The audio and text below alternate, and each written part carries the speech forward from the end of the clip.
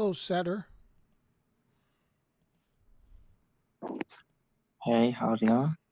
Pretty good. I haven't been able to update the room description, but this is being streamed to YouTube, just so you know. How are you? I'm fine, thank you. So, do you believe in a god? Yeah, sure. Which god do you believe in? One God. We have one God. What about you? I do not believe in in a god. So when you say one god, do you believe uh do you believe in a god that is uh like do you believe all religions point to the same god? No, actually, there's a lot of religion, and there is difference religion across the world. But just Islam religion believes in one God. So maybe another religion doesn't believe in this God. Okay, so you believe in the God of Islam. Yes. Okay. Um why do you why do you believe in that God? Like why pick that God over say um the Christian God or the Hindu God? Actually, I believe into this God because God is the creator of creation, all of the creation across the world, included human being. That's why we are believing in this powerful and strong God. Hmm. Okay. And Hello, hello, how are you guys? pretty good. We're being streamed to YouTube. It's not letting me update the room description just so you know. Okay. Um all right. So Wait. Mm, yeah, I am asking why you don't believe to any God. why I don't believe? Yes. Um, it's it's because I've not been given any good reasons to. Like, Uh-huh. um, there's there's uh there's this thing where like you look at all the data that you have, all the information, all the facts, and then you draw the simplest conclusion that explains all the facts that you have. And right now, I don't see a reason to include a god to in the explanation. Uh-huh. Yeah.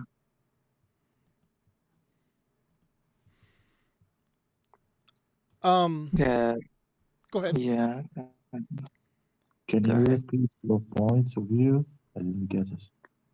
I'm sorry. You're sounding a little muffled. What did you? Could you repeat that? Can you repeat your point of view? I didn't get it. Okay. So right now, the information that we have about the world around us, there's a lot of we can explain everything up to a certain point, right?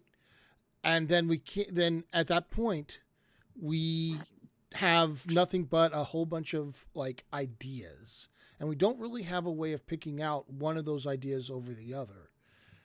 And some of those ideas include a god, and some of those ideas do not include a god. But I don't have a way of saying, well, these ideas are true and these ideas are false. So I I don't. I say, okay, well, maybe sometime in the future we'll have more information and I'll be able to say, yeah, this is where a god is, or there's no, or this is where there is no god. But right now, uh, I don't see a reason to include a god in my in any explanations. So you're agnostic. Don't know. Um, I prefer lack theist because I think I use agnostic a little bit differently. But yeah, a lot of people would call me agnostic. Okay. So if you have, for example, a question in maths and you didn't know the answer, it doesn't mean that there is no answer for that. Okay? If Isn't sorry, repeat your words. So what you said was, if if I you have, don't for know example, if I don't know an answer, there is no answer. Is that what you were saying? Because if that's what you're saying, I don't believe that. I believe there's lots no, of no, I said if you have, for example, math problematic and you didn't know how to answer this problematic, so it doesn't mean there is no answer. no. That's true. I agree. Yeah. So maybe you don't get the full knowledge like others to understand the, the God and the existence of the God. Sure. The thing is, like, to me, the best way we have of acquiring knowledge about the world around us is to try to minimize assumptions and come up with the best explanation we have that minimizes the assumptions. Um, and not go too far beyond that. Like if you start going too far beyond that, um, then you start getting into things that um, you cannot uh, differentiate between the things that you're imagining and the things that are real. And so right now we can't say anything about like how the universe came to be or anything. We can just say, hey, we know up to this one point and we don't know anything past that.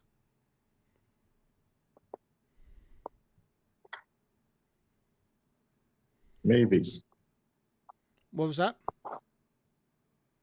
So you said that if we don't know the beginning of the creation of the universe, so there is no God, isn't it?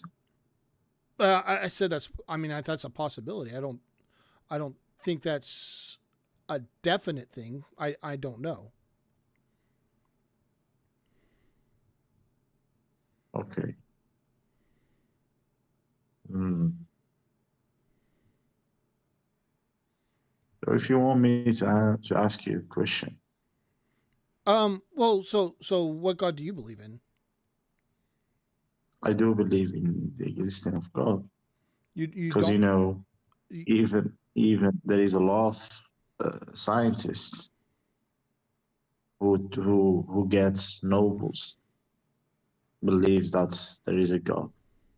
sure. So yeah, the believers are for example 70% of another's. Okay. Mathematical probability said that the majority believes in God, in creation. Okay.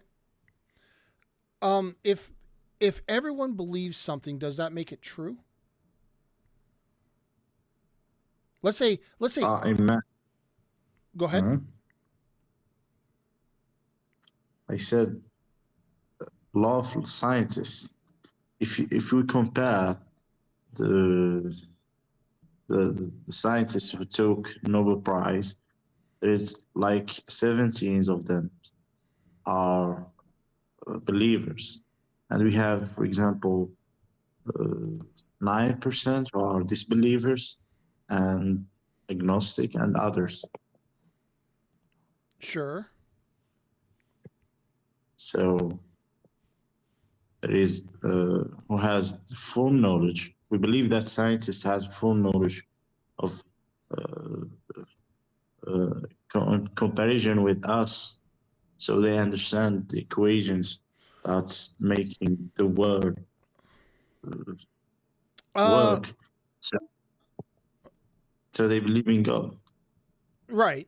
And that doesn't answer my question, which was if everybody were to believe, let's say everybody believed this one thing. Let's say everybody believed, well, do you believe unicorns are real?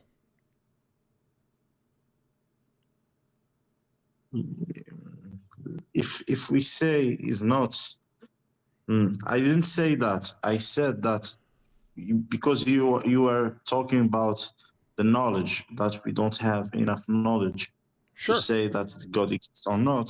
I said there is most people who are knowledge more who have more knowledge than us. They believe in the existence of God. So why we not follow them? Why you follow them in math and physics, and you don't follow them in the conclusion that the God exists? Well, so far as I know, there are no scientists whose specialty is in uh, existence of gods. They all specialize in, say, physics or chemistry or biology or even subfields of those. And so, like, if I were to talk to a scientist, and the good scientists will do this, like if you talk to a good scientist, let's say you talk to a biologist and you start asking them about chemistry questions, they're going to say, hey, look, I'm not an expert in chemistry. My expertise is in biology.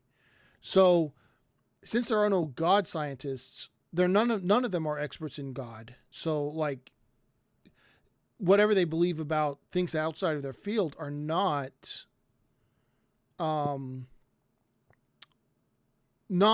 their expertise. And so, like, I don't trust scientists outside of their field of expertise, and I don't really trust them 100%, not in individually, even in their field of expertise. I trust the scientific consensus. Okay, you're right, but I'm asking you a question. Even in sciences, before we have math or physics, we have feelings. And for example, how we know that aspirin or penicillin has has effects of antibiotics against virus or against bacteria.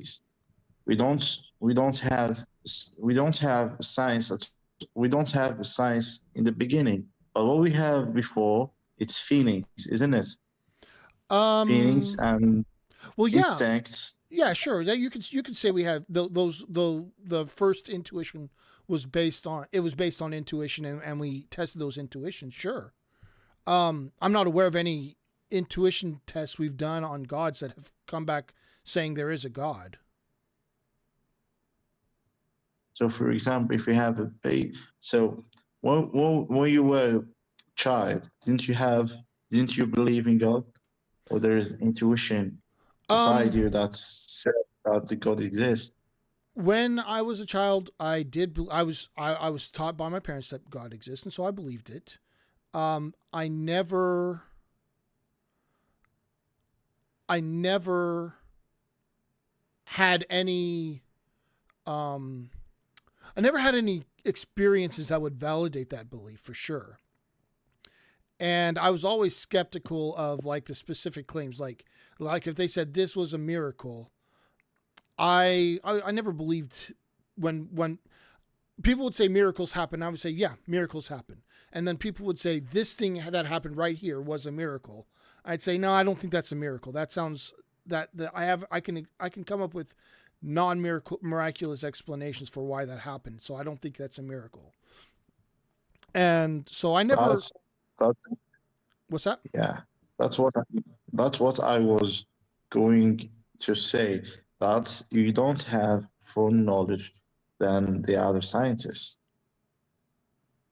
because, for example, you are tried against them in sciences, so they can understand the existing God better than us, isn't it?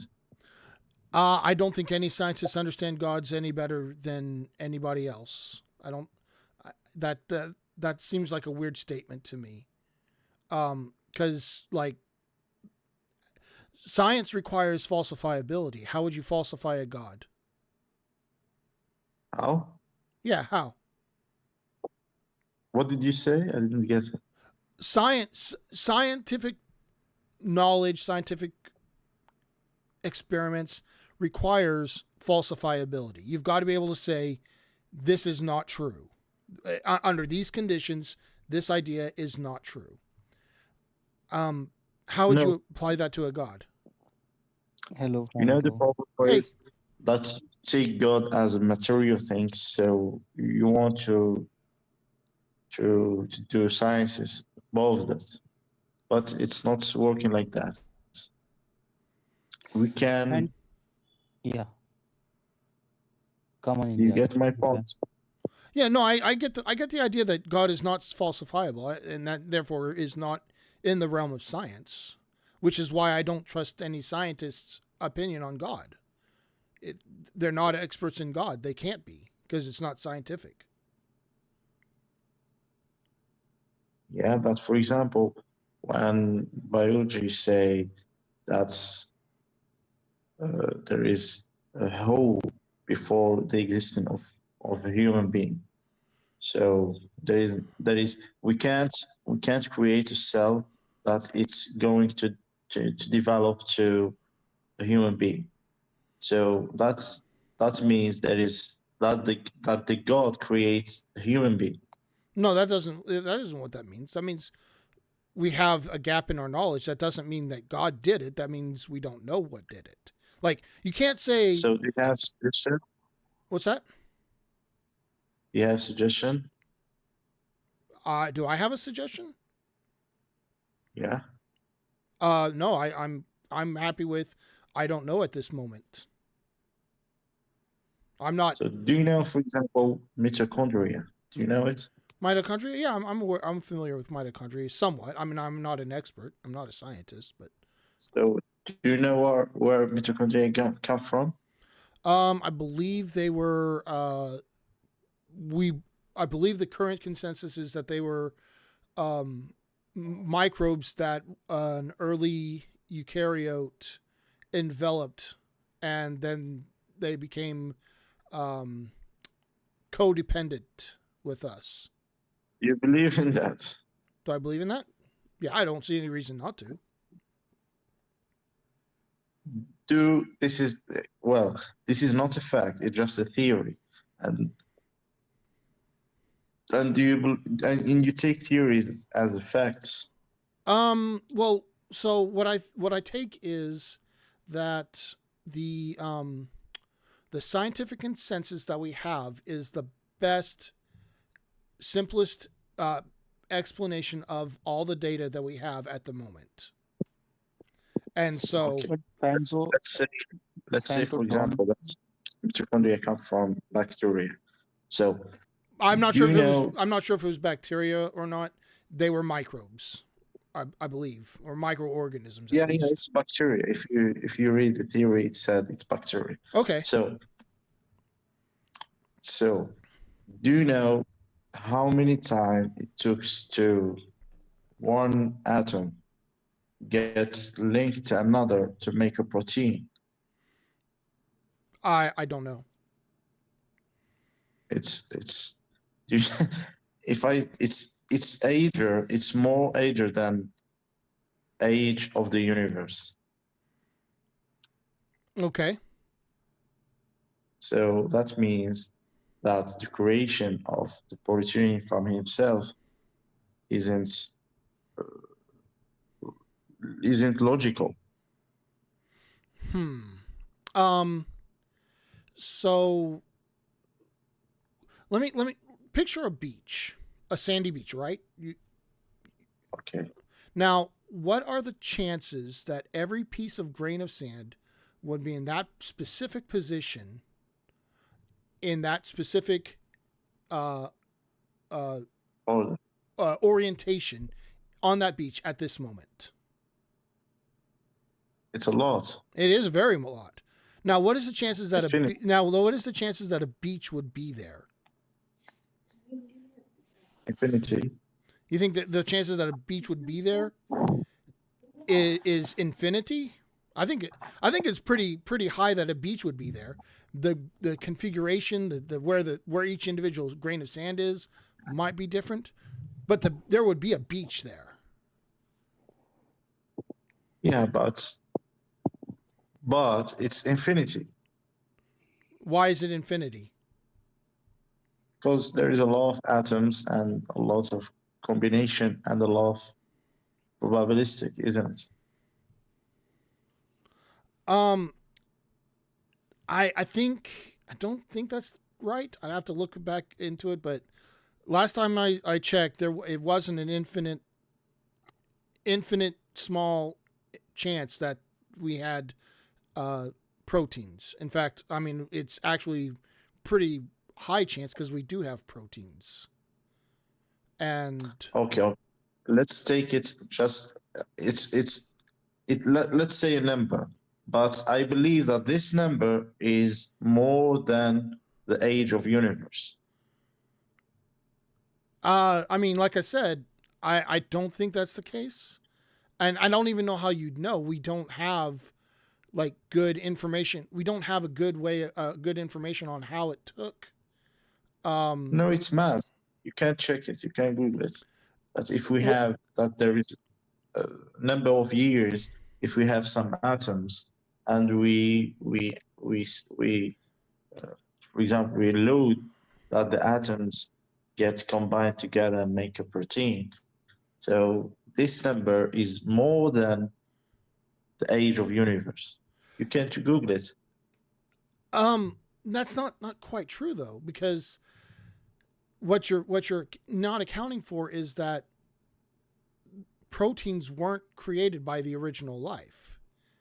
They that came about later. Or at least not the first. Maybe life. I'm not sure if life, one of the definitions of life is creating proteins, but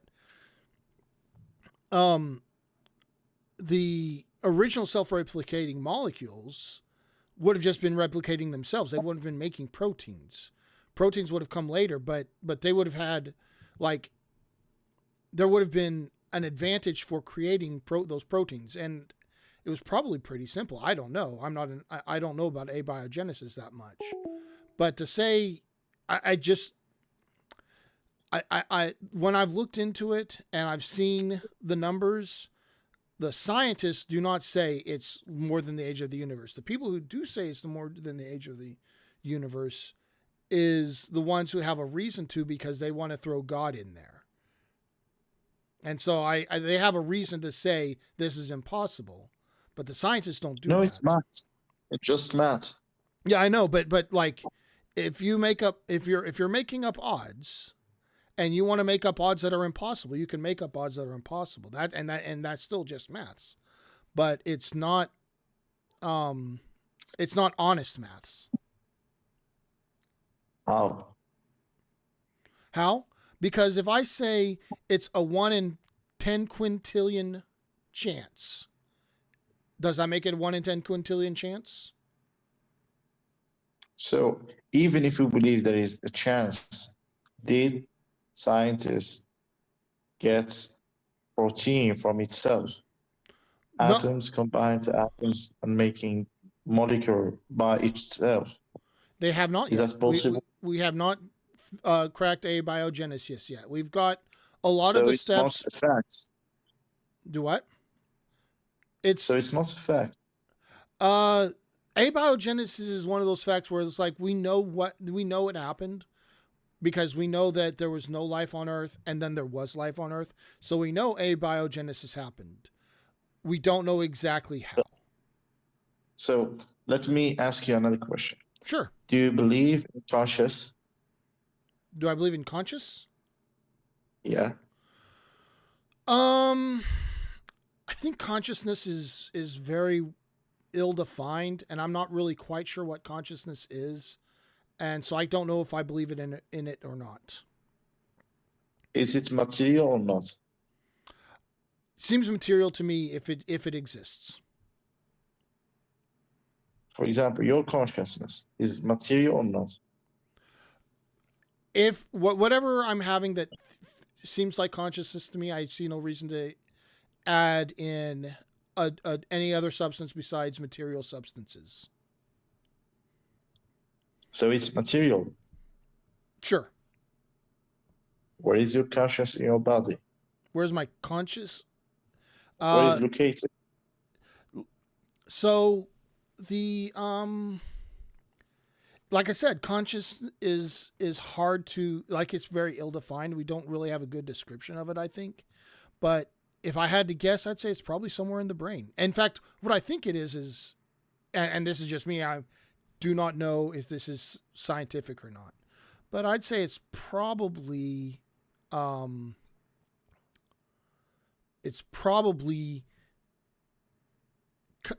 combination of things like goals that we have combined with processing experiences. I think that's it's not material. What's that? It's not material, isn't it? Well, I think that's what our brain is doing is processing experiences and coming up with goals. And by goal, I mean my perception is the world is this way, and I would like to be the world to be this other way. And I think that comes from our brain. I don't see any reason why. I get your point. I get it. I guess.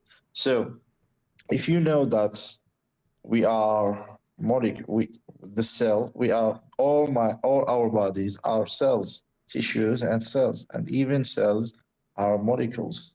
Even molecules are atoms. And you know that all the atoms of body are, you knew it, isn't it? It's getting another. We have, for example, if we have carbon or oxygen atoms, so it gets renewed by the time. You know that? Yeah.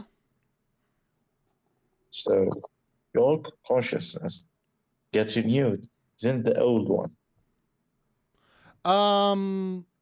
You're talking about like how our cells regenerate and duplicate, and we shove. Not cells. I said atoms. Oh, okay. So the atoms in the cells. I'm not sure if the atoms in our neurons. I know our neurons do not replicate. I didn't say cells. Neurons are cells. I know. I said atom. I know. If we have, for example, atoms, by the time the atoms gets how we say gets out from the body, and another oxygen, another atoms come and get the position of the other atom. Okay. We get off. Yeah. Okay. You know that. I mean, I know if you're talking about the oxygen atoms, sure, yeah, I'm aware that oxygen atoms get recycled through our bodies. All the atoms of the body. Okay. Yeah, that means that the conscience is getting changed by the time, and it's still not changed. Why? Why is it getting changed? Why the consciousness get not changed? Meanwhile, the atoms who make the body getting changed. Well, my consciousness is changing. Like, I'm experiencing things right this moment that I've never experienced. No, I didn't mean that. If we change all the atoms, so you must have another conscious after time. Uh-huh. So you still phantom. You still phantom. What's your name? Let's see, A. You still A after times, while your atoms getting changed. Okay. I'm not. It means something. Okay, so it means that the consciousness is not material. No, it doesn't mean that at all. It's clear. One thing I want to say. So you know what is ship of thesis? Are you asking me or Chahed, do you know what is ship of thesis? No, So it's a wonderful can you elaborate? example. Yeah, they talk about, if there is a boat and you replace every wood of the boat with another wood, the boat remains the Yeah. boat, right? So the content doesn't matter if it's being replaced by, the exact replica of the same thing. The form remains the same. No, it changed. It means there is another new boat, not the old one. No, see, boat is not a thing. Boat is a form. But you said, but you said the boat. The, okay, the You squares can of the boat you are can things or say not? it's a different wood, but you cannot say it's not the boat anymore. It's still a boat. Forgive me. If you said the squares of the boat are things, Oh, so the boat is thing. Boat is a form. Rocky, real quick. I can't update the room description, just so you know. I am streaming this to YouTube. If that's a problem, you don't need to. Oh fuck! Why didn't you tell me?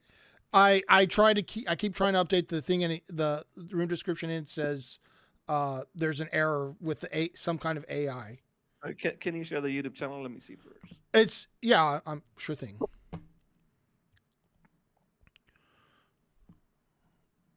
It's really difficult to remember this.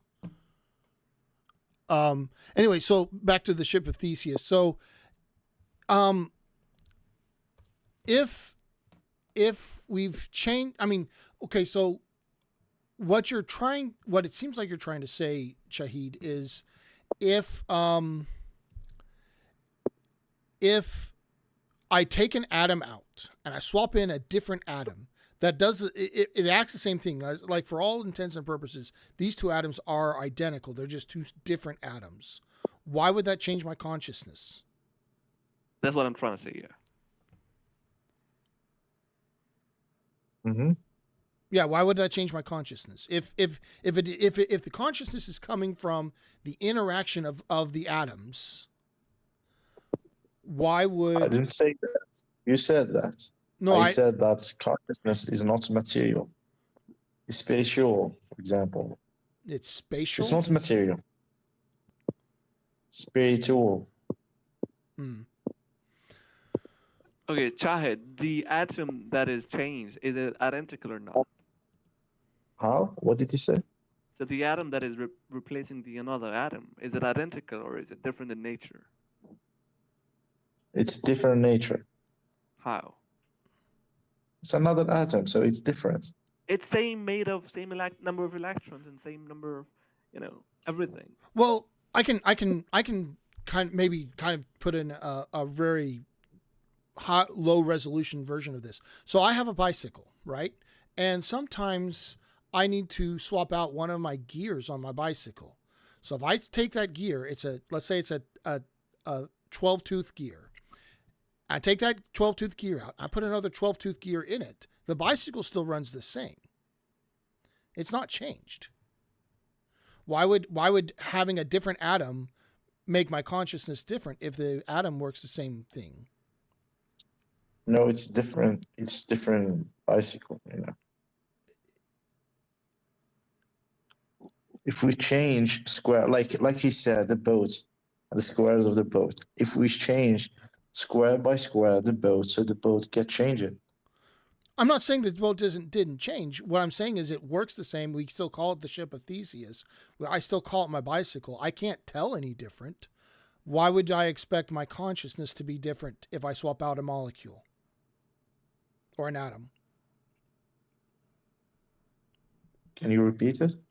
Why, if let's take one atom out of my brain, and I swap in an exact the same kind of atom, but a different atom in the same spot. Why would I expect my consciousness to change? If it was material, why would I expect that to change? Because the compounds of the conscience, like you said, is material. So the atoms are the compounds of the conscience. So it's getting changed. So the all body getting changed. Yeah, but why would I expect the function? So like what I've described is my consciousness is a function. It's a process. It's not the physical makeup of, I mean it is the physical, but it's not like the pieces of my brain. It is the process that my brain is doing, right? Like a computer. Why would I expect that if I swap out one part from another that it would change that process? The process will not change, but is it the same computer like the old one? The brain, but that's what I'm saying. I'm think consciousness is the process. And so like if you want to say it's not material, I don't, maybe you could say it's not material. It's certainly physical though. Because it's the process that my brain is doing. So it's material and not material at the same time. We have a material compound and another non-material compound. What I would say is it's physical, which means it obeys the laws of physics. Material is maybe it's not material because material is a specific thing in physics. And is it pure physical? Yeah, I see no reason to think it's anything but purely physical. I think it's confusing material and functional forms. Yeah, it could be. That's why I switched from material to physical, because that's like gravity isn't material, but it is physical. Light isn't. Well, I guess light is kind of energy. Because consciousness is not atom; it's interaction of all these elements. It's Yeah. not one atom. Yeah, it's the process.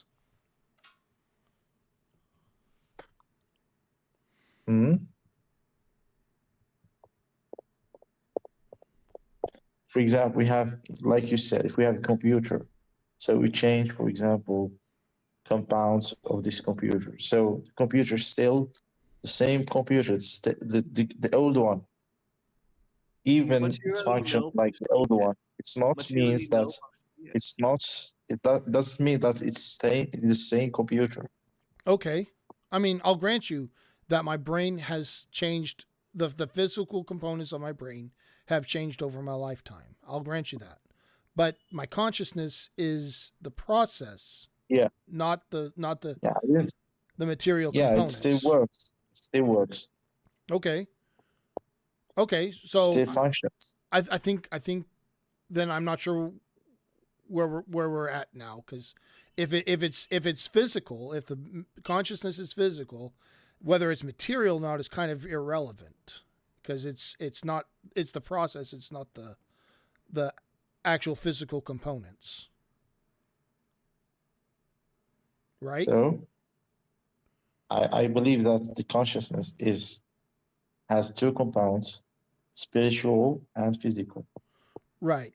And so what I'm saying is it's just the physical. I don't see any reason that it would be spiritual. Do you have any evidence that it's spiritual? I told you, your consciousness it's not the same. It's not the computer is not like the old one. It changes even if it's saved the function, the first function, but Sure. it's not the same computer. It's changed. Okay. So let me try another. So that means that the computer has another compounds. It's not just physical. It's also spiritual. Okay. So let me ask you this. So do you have a cell phone? Yes, I do. Okay. And I assume you charge it. What happens when you get your charger stops working and you get a new charger? Does your phone stop charging? No. It still charges? Yes.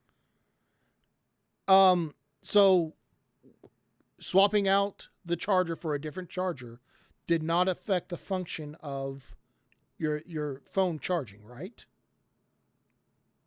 Yep. Okay. that's a kind of what I'm talking about with the brain being the consciousness being physical.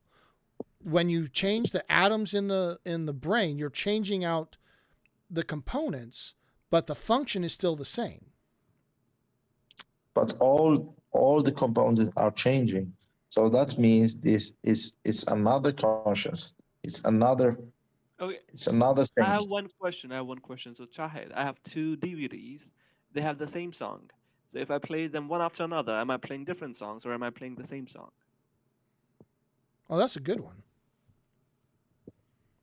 Can you repeat it? I have You two have? DVDs, the CDs or cassettes, whatever you call them, and Yeah. I have uploaded one song in both of them. I play one after another. Am I playing the same song or am I playing different songs? Same song. Wow, here you go. Do you Does it make sense? so he's got the same song on two different physical mediums, but they're the same song. I didn't say the opposite. I said that the function gets saved, but the compounds gets unsaved. The compounds get saved? Get changed. Sure, but the function stays the same, and we know that like Yeah. the brain, the human brain, or actually all animal brains are like, or I would imagine all of them are like very much protected to make sure that their structure stays the same over the course of the organism's lifespan as much as possible. So we know that the function is like staying the same. Why would we expect swapping out atoms to make a difference in the consciousness? Like if you want me to believe that they're spiritual, you have to give me a reason to say if I swap this atom out for another atom that it works exactly the same way, everything is working exactly the same way. You got to give me a reason to think this is not possible. But so far, everything you're saying it makes sense to me that it would be all physical.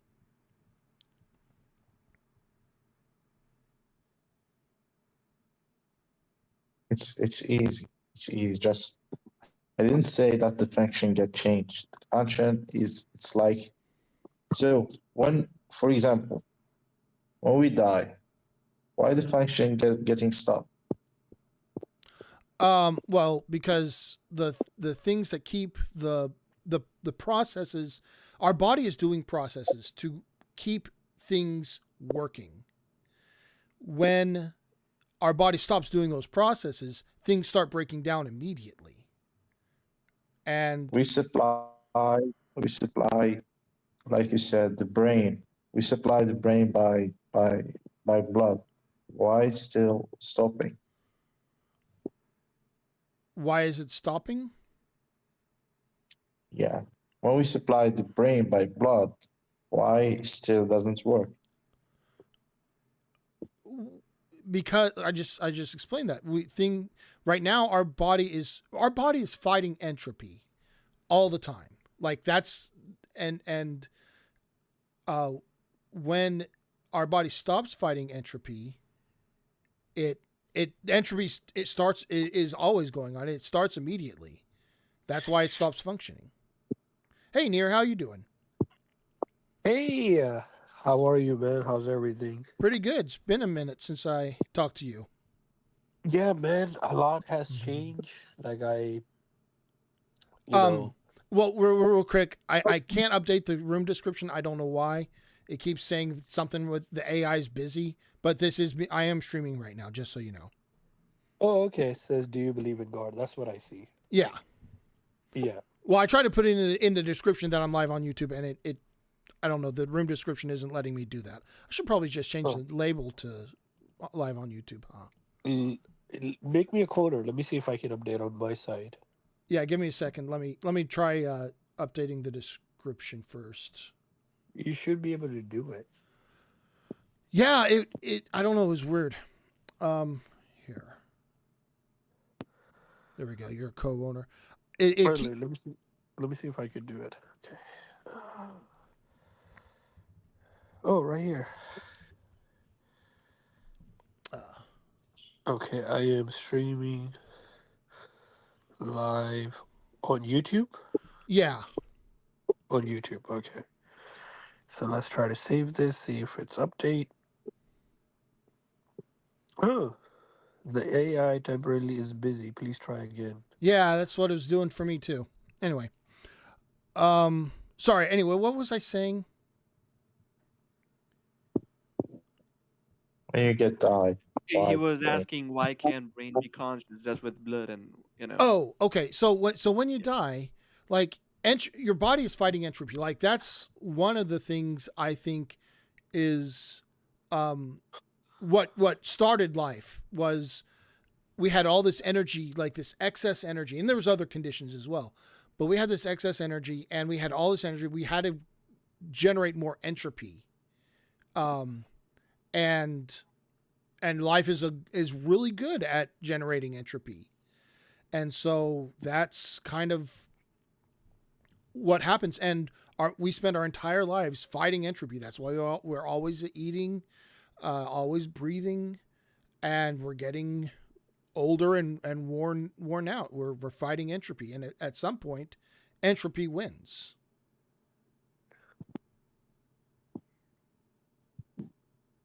I said when we supply the brain with the blood, even the body is dead.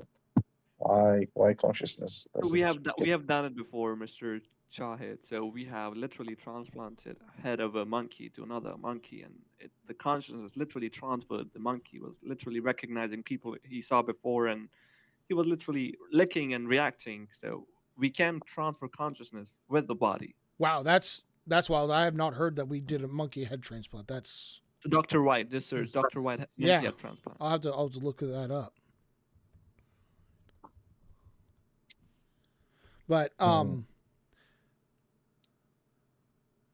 okay. Anyway, so but so you're asking let me see if I can understand what you're asking, because maybe I've misunderstood the whole time. Are you saying that after we die that we're still supplying blood to the head but consciousness isn't there? Yeah. How do you know? Like we know that the body isn't responding, but we don't actually know exactly when consciousness leaves. If it leaves anytime after you lose motor control, we would not be able to know that because we can't tell. We can't measure. Consciousness is a first person experience. No, first of all, this is the incorrect statement. After the death, blood does not continue to supply to the brain in any meaningful way. So that itself is incorrect. Okay, I mean, We sup- I wasn't fact checking him. I was taking him at his word. I don't know. yeah, that's what Say I'm if saying. we So supply the brain by the blood, even the body is dead. yeah, Why the so consciousness isn't there? say that again. Oh, can I Sorry, answer he it? was saying. So, Mr. Chahed, your consciousness requires a lot of senses, introspection, appreciation, your body's ability to sense where its body is, your body's ability to sense, you're awake. Without a body, your body cannot have all these senses. So it goes into a bizarre state where your brain is, alive. We have done experiments. We have isolated brains of dogs and we have seen, it works. But they're not conscious because it requires a lot more complex input data, which we cannot have in an isolated brain.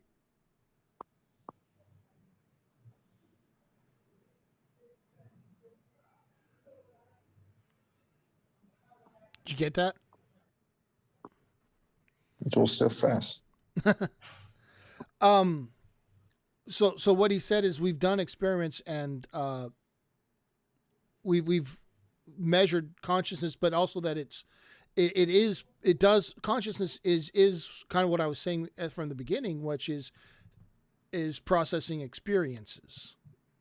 And if the body is dead, if you're not getting any input from your senses, you're not having those experiences to process. Is that about what you were saying, Rocky? Yeah. So our body has a lot of senses, not just five senses we know Yeah, of, right. introspection and things like that. Yeah, but experiences, like your brain is processing experiences. If you have no experiences, it's not processing them. So we have kept brain alive without a body, on animals. We have done it. I mean, we have kept the head alive outside body, and we have transplanted it to a monkey. And consciousness literally transferred when it got attached to the body, which tells us body is required for being conscious. Yeah. Yes, I think our brain is learning from environment.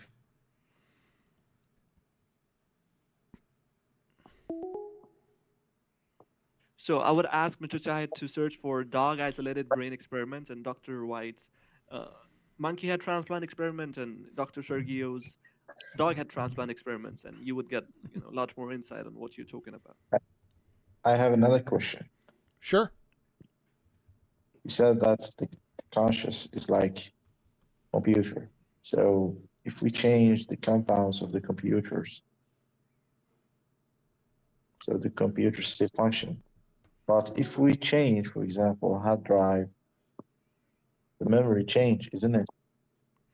Sure. No, we've have documented cases of this happening. We've had people who've had traumatic brain. Oh, I'm going to kick this guy. We've had people who've had traumatic brain damage, and their personalities and memories have changed because the hard drive part of their brain got damaged. Like, that's the thing that has happened. But we have another experience is that we have not damage of memory. Well, I mean, yeah, there's not all parts. It's the same anatomical area. What's that? We have the same damage in anatomical area of the brain. We don't have memory loss as another person. I mean, See, memories are stored not in one area; it's spread throughout your brain. So the memories you're concerned with probably would be stored in that area of brain where you had damage. So that explains. No, I said we have, for example, two persons, and we have the same area of damage in the brain, but the first one has amnesia and the other one has not.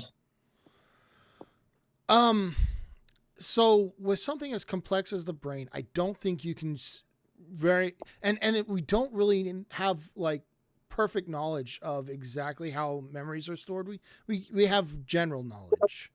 I don't think you can say that these two brain damages were exactly the same and should have erased the same memories. We just don't have the knowledge to say that.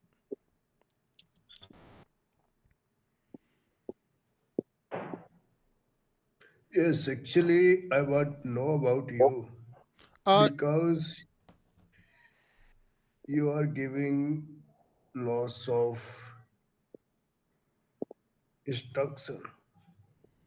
Lots of But what? why I will follow you? Because I don't know you about you and who are you. I'm a guy from the U.S. and I like to talk about this stuff. I don't. He's just asking. He's just having a discussion. That's not the point. He's just asking questions and what do you think about it. That's it. If someone is beginner guy, he don't know about that. If Somebody someone what? has lots of experience, there's thing I want to know. No, we're just having a general discussion. It's a very general. Nobody knows how consciousness works. There are things that science cannot explain about consciousness. So we're just talking. We're just talking about certain things. That's it. Yeah. We're not scientists. Well, and I don't even think scientists know exactly how consciousness works. We have some Yeah. ideas. Yeah. We have some ideas. Yeah. We're just theorizing what could happen. Just like we're talking about in general. Yeah. What scientists can prove. Are you asking me what scientists can't prove? Yes. Well, scientists don't like science doesn't prove things true. What they can't prove is anything that's true. What science does is prove things false. And whatever fails to be proven false, we say, okay, this is the best we got right now. But we hold that provisionally because, tomorrow we might find new information that does make this thing false.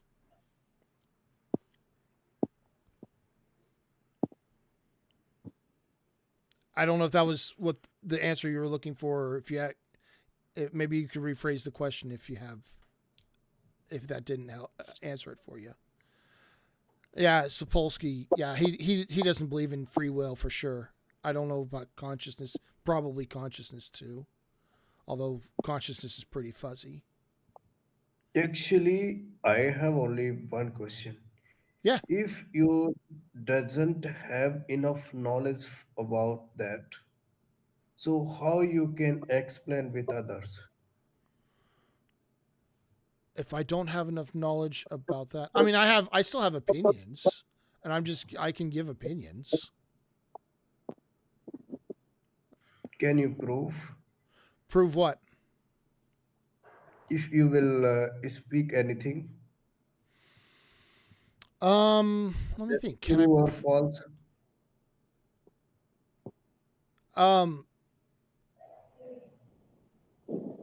I can. What can I prove? I can prove that I exist, but I can't prove to you that I exist. I can only prove that to myself. I could prove. You can do mathematical proofs because you can prove anything that's analytically true. Sure. If you are improving your English, that's good. You can discuss. If you are guiding about religion, this thing give proof. People they want proof. No, I'm not. I am not religious. So I'm not trying to guide anyone into any religion, or even I'm not, or out of religion. I'm not really trying to guide people out of religion. I just like discussing this stuff. He's just having a discussion, just Yeah. a general discussion. Yeah. So if you don't mind, we can talk about morals cases. Moral cases? Is that what you said? Yeah. Okay. Yeah. Let's talk about moral cases. So why do you believe that incest is right? Do I believe incest is right? Yeah. I think it probably overall it leads to harmful outcomes. So I would say probably not. I want to ask something to Honor as well. Like, do you, as an atheist, I assume you're an atheist. Are you have talking to a me? Objective. Yeah, I'm talking to Oh, you. okay. Have an objective criteria of what is right and what is wrong. Objective. So for me, I would say This was what I was going to. so Yeah. for me, it's all about what you value, right? And so for me, the highest value would be personal autonomy, and well, not really personal autonomy, societal autonomy. And so for me, the highest value would be the most free choices for the most people. So it's about preference, right? Yeah, it's a preference. I don't think that's an objective. That's the thing people should value. It's just the thing that I value. I can. So he's asking you if incest is right and wrong. You can tell him his preference, but you cannot tell him if it is objectively right and wrong. Right. Well, yeah, that's true. Yeah, I that's true. I can't say it's objectively wrong. It seems like it would lead to harmful outcomes. It would, and You value harm, right? You value harm shouldn't be a thing. That's why you think it's wrong. But somebody might not value harm. exactly. thing. Yeah, that's yeah. I should have been more explicit about that. Oh, near left. So do you believe? So you believe in the majority believing So like, yeah, I mean the kind of morality is kind of socially constructed, right? It's the what you kind of take on the morality of the people you're around. So in a way, it kind of is going to be more majority constructed. The majority are believers. Why are you not a believer? Well, because I don't see believing in a God as a moral thing. Moral is what you should and shouldn't do, and beliefs are not like voluntary. You can't choose to believe something that you don't believe. Even morals, some of your morals would not be majority constructed. It would be your own personal preference, even though you're a minority. So there is no strict rule that you would, choose a moral that is what majority follows. There is no such a rule. Right. Well, you're right there. I would say when I say majority constructed, I think my choice of autonomy as my highest moral value, I think that's probably influenced by the society that I'm in. And if I were in a different society, that probably wouldn't be my highest moral value. Yeah. So And let so- me ask you a question. After a period of time, your mother want to marry you or to make sex with you, and the social were just saying that's okay, that's moral. So will you let your mother do that? So you're asking me, who lives in a society where that's not right, what I would do if I lived in a society where that was okay. I mean, we have examples of that, and we know what happens when the society says this is the way you do it. So Let's take an example of Muslims, right? I feel cousin marriage is disgusting. I would never marry my cousins, but Muslims do. sure, but like we have examples from ancient Egypt where the pharaohs, they went generations after generations where it was just siblings. That's the and the Habsburgs in Europe, they did the same thing. Although it wasn't siblings, it was certainly incest, and they had no problem with it. I mean, this is an example. Like if you asked me, the person I am today, if my mom came to me and said that, I would say no. But if I grew up in a society where it was okay, how would I would not know any better. That would be my morality. I said the same society, but after a period of time. For example, after 10 years or 20 years. Oh, okay. So your morals get changed. I mean, so you're asking me if my morals got changed, would my morals be different? I mean, yeah, they would be. I mean, you can ask him what he is today. How can you ask him what he would be tomorrow? He doesn't know himself.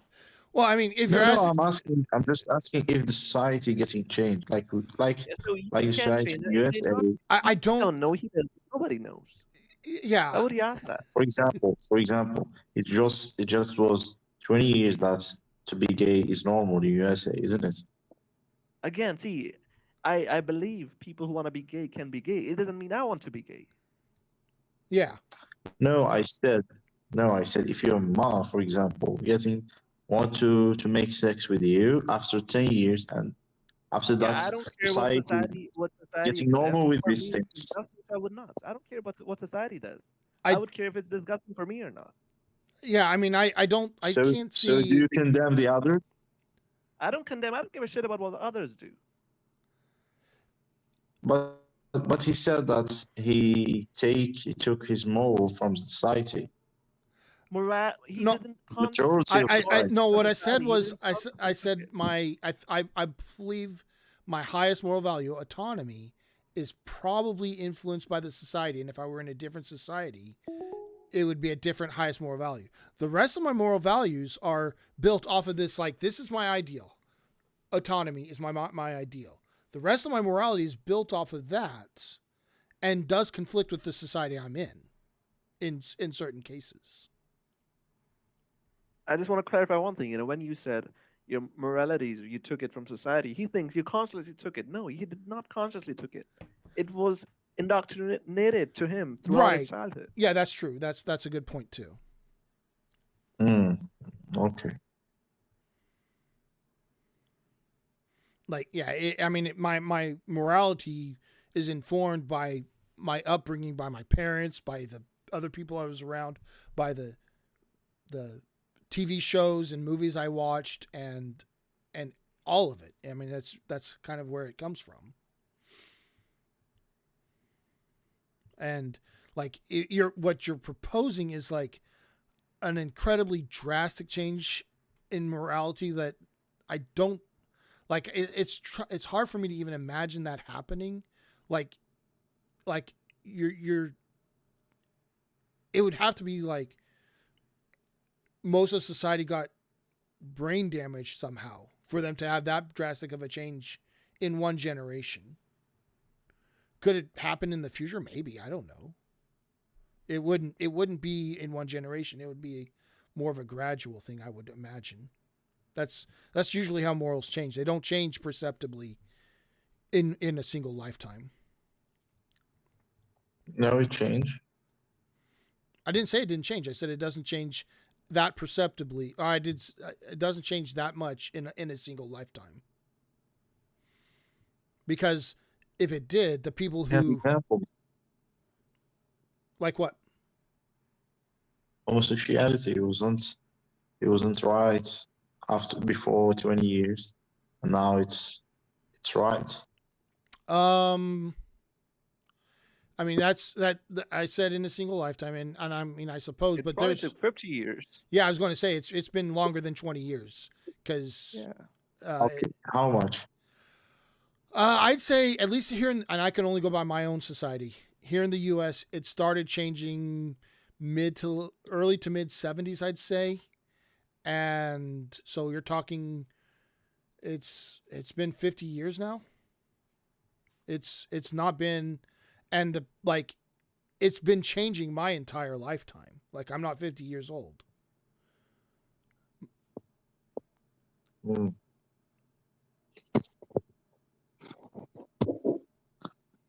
Okay. So, for example, if after 20 years the incest is right, then to come down in your society, and you watch your sister brother getting married, you accept it.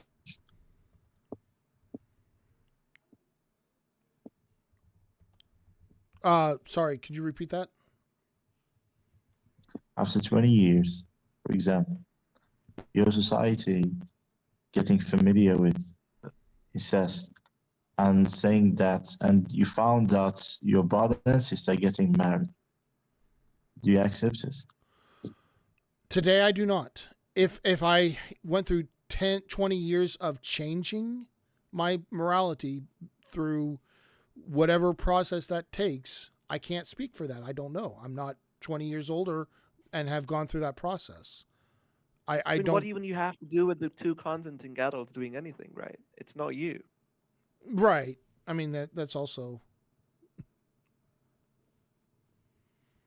No, I mean, do you it doesn't find matter if you do you accept it or find not, it right? do you find it moral or not? Even Today you I didn't accept it and you're today I do not. I don't. why? Why? Because I've Yeah. already said it seems like it has harmful outcomes. Okay, Chad, I have one example for you. So even the morality for homosexuality changed, we still have a disgust mechanism against if we find a homosexual couple, right? It doesn't mean our internal, disgust changed. It didn't. Right. Yeah. Mm.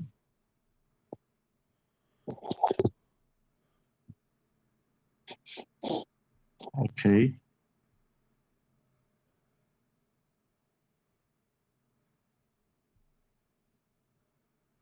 Another subjects? Someone was Iman. Did you want to try to prove that there's a God? You can unmute. We're live on YouTube. I think. No, I don't think so. I don't think that my English would help me. I'm not sure. Well, I'm also. I mean, so like I am focused, kind of on the religious topic, but being a native speaker, one of the reasons I am here is to try to help people with their English, and I feel like just having conversations does. But if you don't feel comfortable, that's fine too. I think I will listen for now, maybe after acquiring some terms. I will try to interfere in the conversation, but I'm not sure of my English actually, and I don't want to talk in a topic that's sensitive when I'm when I know that I don't have, you know, uh, I don't have the skills or the terms to talk about it in a good way. Understood. Understood. Okay, so Shahid, can I ask you some questions then? Yeah, go ahead. Okay, so when did you uh look at any other religions besides the one that you're part of?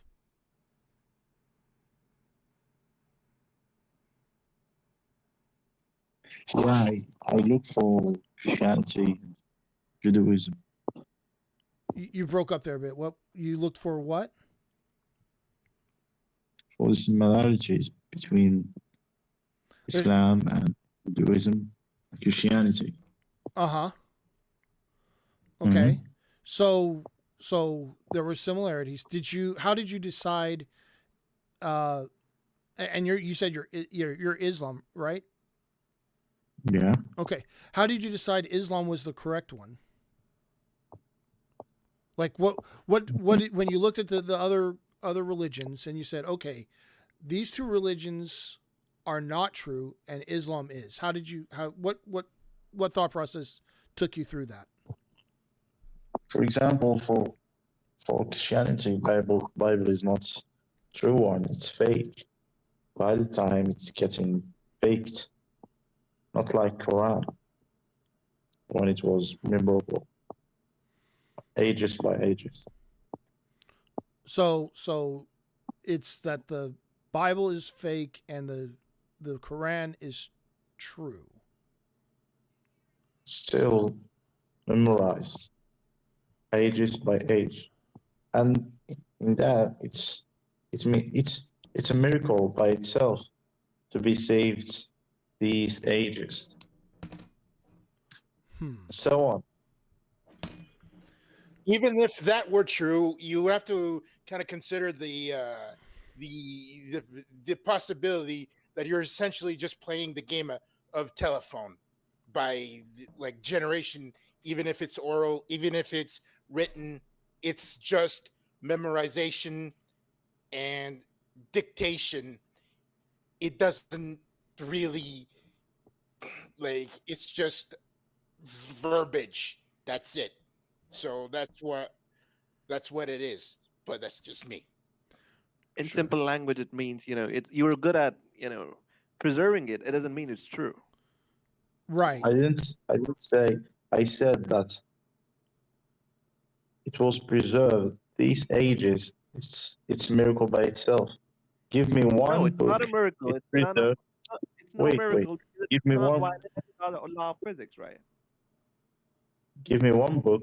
It was preserved these ages without. What do you mean a miracle? Define the term miracle for me first. No. I'm just asking. Give me one book. It gets preserved these ages, like Quran. No, no. First, define the term miracle for me. You claim it's a miracle. What is a miracle for you? Why I said that? That because in the Quran said that the Quran will be preserved all the time. Okay. So it's prophecy. Can you define the term miracle now? It's something outlaw. Outlaws the laws of physics, right? All right. Yeah. All right. Are you Shia or Sunni? Huh? Who's asking? It was Chris. Yeah, that's me. Sorry. Yeah, I'm Sunni. Yeah. Okay, so all the doctrinal things from the Shia, well, that is irrelevant to you, and vice versa. So you're essentially canceling this out, right? I didn't get you. What did you say? I think he's saying because the Shia have different beliefs than the Sunni that it kind of defeats your point there. That But they have same core beliefs. They have a different peripheral beliefs, but the core beliefs are same. Okay, I mean, I don't know. I was just trying to help Steelman Chris's argument. I'm. So they both believe in Quran, but Sunnis have different hadith and Shias have different hadith. It's the hadiths. Okay. Yes, Yeah, but they the have same thing Quran. is that every time you got a Shia and a Sunni, you say you are in an infidel, you are in an infidel, and it goes like a circular. It's like going a circular argument, like saying that you are not the true believer. Hence, it's just kind of cancels all the like this those debates of if it's true or not just cancels it out. So Yeah, yeah. You're getting out of the subject. We say that the book, the Quran, and the Bible are not the same. We say that the Quran is preserved ages by ages. Give me one book Well, who get preserved like Quran. Okay, Shahid, you claim miracle is something that outlaws the laws of physics. yeah. Give me which law did the preservation of Quran outlaw? I said the prophecy in the Quran said that the Quran will be preserved by time. So the prophecy is right. Can you give me the verse where it says first? Let's see. Okay, I will Google it and send it to you. Okay.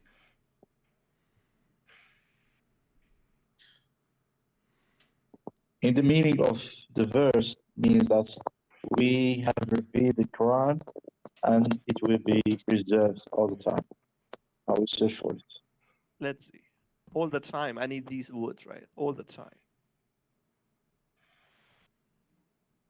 Not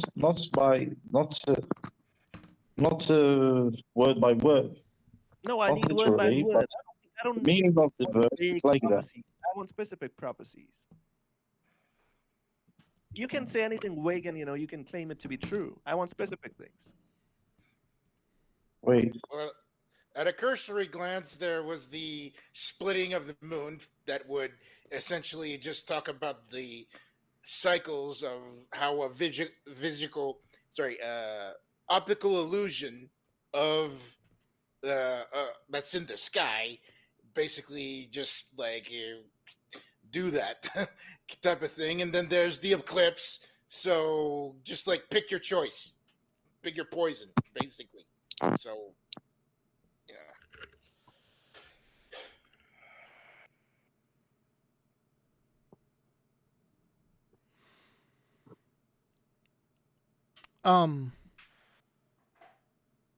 Are you still looking up that verse, Shahid?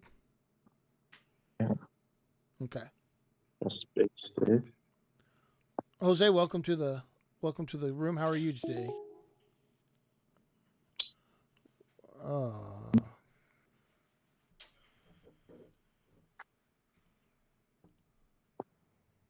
Yeah, Jose's doing good. Where is all the time, Mr. Shahid? Wait.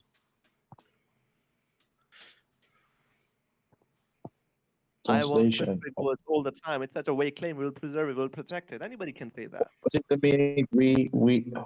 We who will preserve it. Yeah, that's such a vague claim. What?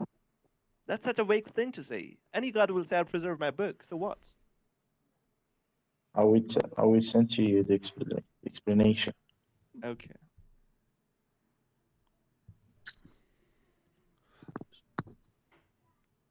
So,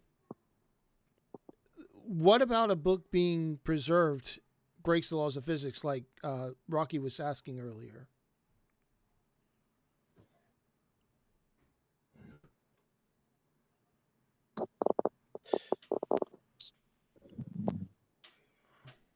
Like, well, first, maybe we need to tell me what you understand the laws of physics means.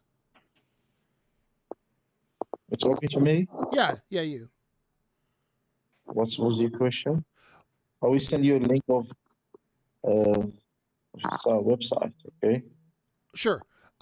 So Rocky was asking what about the book being preserved breaks the laws of physics. I was curious what would breaking the laws of physics mean to you? Like how do you determine the laws of physics got broken here? Okay. it's not physics, but we have an history that uh, that we don't have like Bible or Talmud. It's getting faked by time. So why not Quran? That's It, o- that's not it that's only means you're good at preserving the book. It doesn't mean anything more. yeah. That doesn't break the laws. That doesn't, to me, that doesn't mean that it broke the laws of physics. Like, I can copy, going back to Rocky's CD example, I can copy 1,000 CDs with that song, and they're all going to play the same because I'm really good at copying CDs. That doesn't mean it's Not in this period of time. It's before. Or we don't have CDs. right, but Okay. I mean, you have the mechanism of hubs, right? People remember it word by word. I think it's a good mechanism. I would appreciate the mechanism. I would applaud the mechanism. It doesn't mean it's true. yeah, Okay. And by Yeah. definition, So the in the library field, every altercation, a modification of an entry, well, that's what a book is essentially is called, is needs to be written down and to be modified, and then needs to be written down as another edition or another version of itself.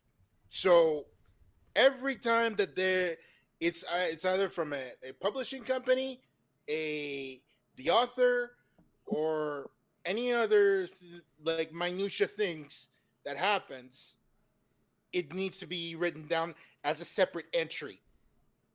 So if you like, either if it's even just a language or whatever, it is always viewed as a separate entity from the previous editions that it precedes it and the editions that would move it forward. So and when you kind of understand that in a way it's an oral tradition, you'll just have eventually over the centuries and all that stuff, it will change. So like, and probably it's something that you've been grilled into your brain that like it's not like the Quran's not unchangeable, but that's not how the world works. Sorry. yeah, and I'm looking at it. It looks like the academic consensus is that there have been textual variations of the Quran. Like, it's not exactly this preserved exactly. no, it's preserved exactly. And what I said, that the prophecy, it's getting true by time. Right. Well, so Shahid, think of it from, can you try to think of it from my perspective? Like, you're saying that the Quran is preserved exactly. The scholars say it isn't. The Christians also say that the Bible says it, that the Bible has been preserved exactly, but also the scholars say it isn't. Now, I'm looking at both of these guys and I'm saying, okay, the Muslims and the Christians both have a reason to say my book is perfect. And the scholars are saying both books are not perfect. How do I choose which one is true? You can search and find out that the Bible getting changed by the time, but Quran does not. Right, but I'm telling you, I just did search, and when I look at non-Muslim sources, they say it has changed. When I look at non-Christian sources, they say the Bible has changed. When I look at Muslim sources, I agree with you. They do say it hasn't changed. But when I look at Christian sources, they say theirs hasn't changed also. So, like, I'm asking you, what? We believe science, not what Christian says and no scholarship says. Okay. Science says that Quran getting preserved by the time. No, but science doesn't say that. They have a lot of searches. Science isn't saying that. There's the academic consensus is that it has changed. That's the science. No, they said that. I can send you some links if you want. Okay. I mean, you can send me links. I'll be interested. I'll look at them. But I'm just, what I'm looking at here says that the academic consensus is that it has changed. Quran. Yeah, the Quran. So send me the link. I believe there is no link. I know that it's not true.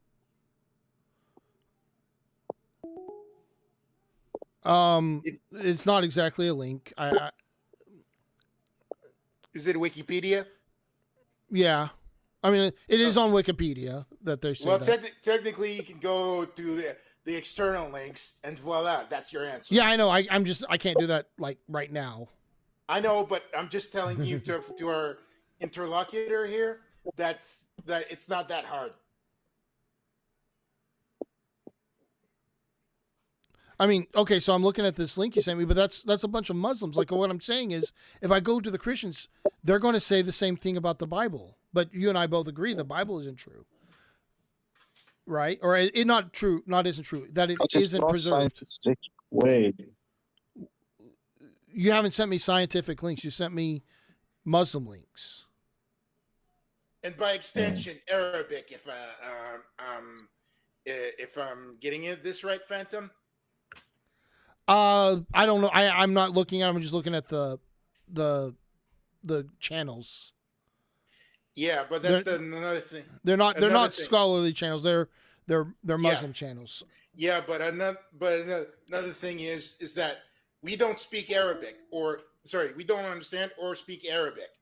So that's another thing, because that's one of the other things is that when we kind of enter this space, Muslims would say, "Oh, you have to read stuff in Arabic."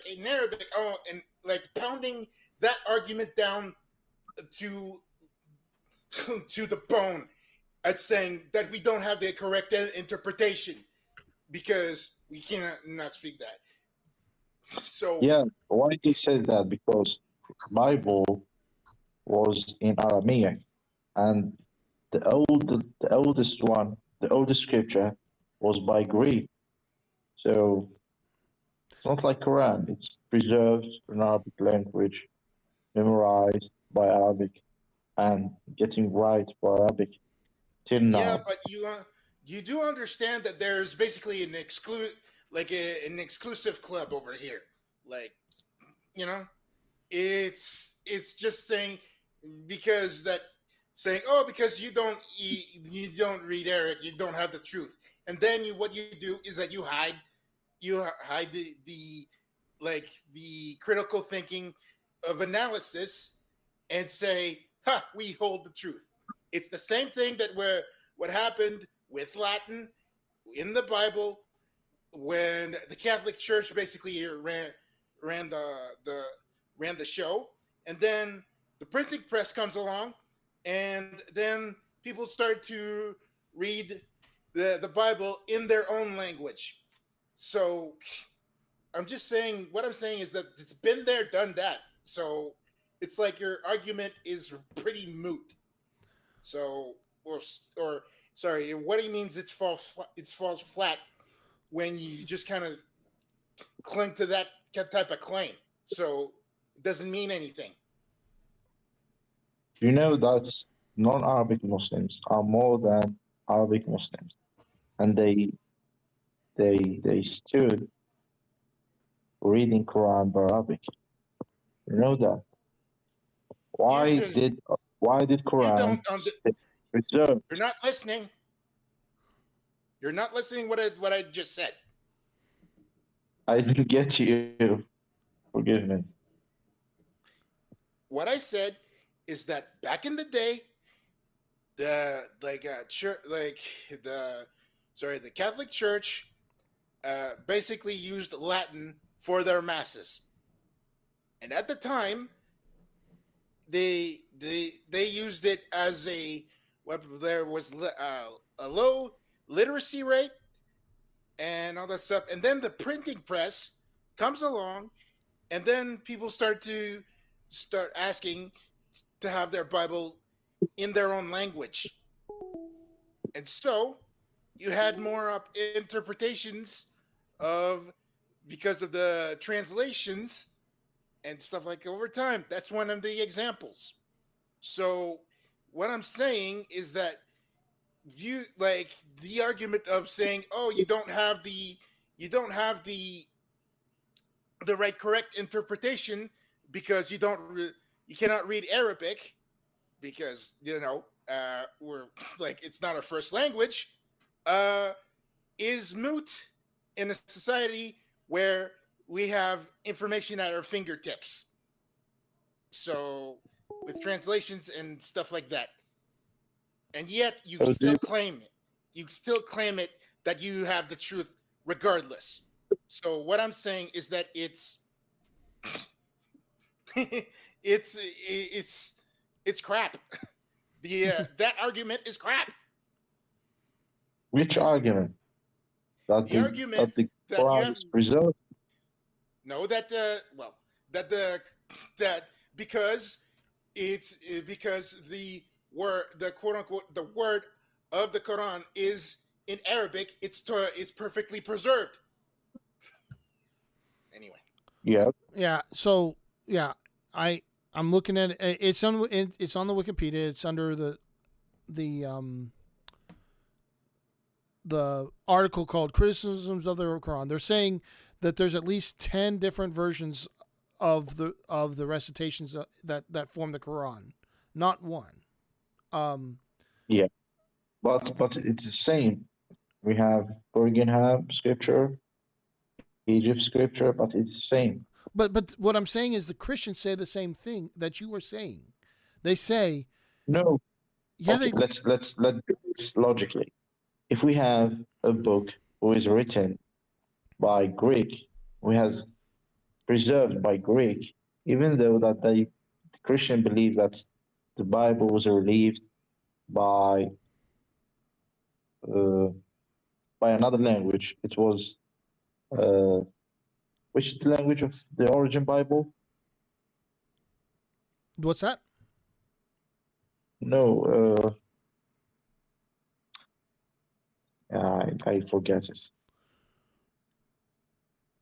The origin of he wants to know the original text of the Bible, basically. So I believe the Old Testament was Jesus. Which language Jesus speak? Jesus probably spoke Aramaic. I don't think Aramaic. we really know. Yeah, Aramaic. Yeah, Aramaic. So the Bible is in Aramaic, but we No, don't no, have a the script. original No. Bible, the original No. Bible, Bible. the original Bible was written in Greek. No, but Jesus speak Greek. Did Jesus Je- speak Greek? Jesus didn't write the Bible. Did Jesus speak Greek? No, he didn't. As far as we know, he did not speak Greek. But Jesus didn't write the Bible. So the Bible was relieved by Aramaic language. No, the Bible is not written in Aramaic. The original texts for the Bible were written in Greek. So, so Jesus didn't speak Greek, but he speak Bible by Greek language. Well, he didn't. The authors were not sitting there listening to Jesus. They were writing it much later, and they were writing in Greek, not So, Aramaic. Do you believe that was be perfect, No, preserved? nope. I do not think that's perfectly preserved. Nope, they're not making that claim. So, But I also don't think the Quran is perfectly preserved. And what I have Birmingham. So what I have, listen. I have Birmingham scripts that it's like what we have now. sure, Christians have that too. They Yeah. have early manuscripts that match what we have today. Which? Who? I don't know. I'm not a Bible scholar. I just know that they do. Christians say that. Christians tell me that the Bible hasn't changed. But we said that it's not true. I agree. I'm not saying it's true. I'm saying they're saying the same thing Okay. you are, and the scholars are Bi- disagreeing with both of biological- you. Wait. Biological.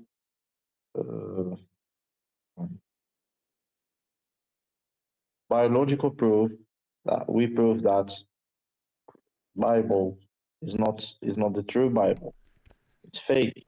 But Quran, we have the scripture from the age of Muhammad till now, the same scripture.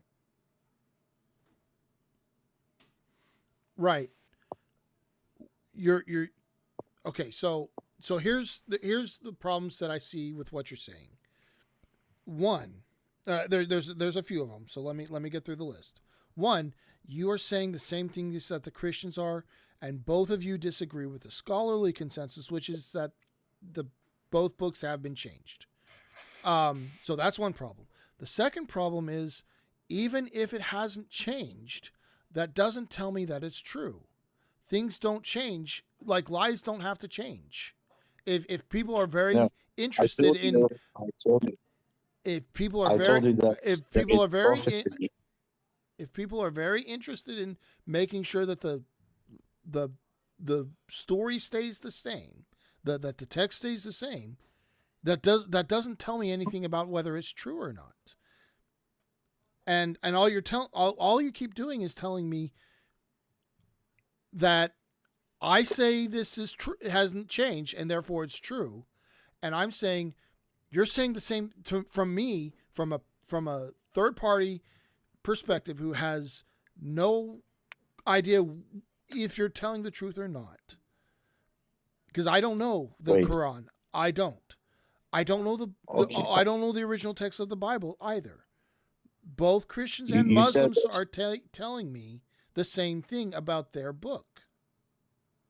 And I'm asking You you, said that scientists said that the Quran is fake, and you didn't give me a link or something or research. You just say that. well, the There's a links. difference between What you say is fake not and true. having different versions of Quran. But whatever, that's not here or there. Can you give me proof of what you say? Okay. Version. Well, I don't know if we could share screens. Can we Uh, share screens? I think so. I'm not. I'm pretty new on this platform, but I think you can share Okay, screens. just give me social box applications settings. You cannot because you're unverified. Oh, okay. I said, yeah, it proved nothing, but I said that there is a prophecy in the Quran, said the Quran will be preserved all time, ages by ages. Do you know who did that? Said that, or wrote it down? Because So See, I applaud Muhammad for creating such a system and for saying it will be preserved. So what? do you have another book who was preserved? Maybe we don't That's have. it. No, maybe Quran is the first one. So what? So that means that the prophecy is right. Can you So say what? prophecies? Can you say prophecies, Rocky? If Muhammad said it would be preserved and it did get preserved, so what? So can you say prophecies? prophecies. What do you mean? I can give you a lot of people whose prophecies got right as well. Got it. No, you can't. No, you can't. You want me to give? Really? All right, the screen No, you sharing. can't. You see the icon for the chat, and then there's the social box. Yes, I'm not. Screen sharing should be around there. Yeah. I don't know. I'm not seeing it. Oh, I see screen share, but I can't see your screen. I think Rocky's probably correct that since you're not verified, you can't share your screen. I'm talking about you, Fanta. Oh, what am I supposed to share? Oh, the Wikipedia Yeah. article. Okay. Yep. All right. I want to do that, but then real quick, or after that, I want to cycle back to Iman had a good question. All right. So there we go. There it is. It says right here, there's not one but 10 different recognized versions of the Quran, despite what Caliph Othman reported work to standardize the Quran. And despite the belief, Phantom is by agnostic, and Rocky is also, what's that? or atheist. She wants to know which religions you believe. Okay, so yeah, so Iman asked, can we hear from you guys? What do you think is ideal to do before deciding on some religion or deciding to not believe in God at all? I'm happy to talk about that.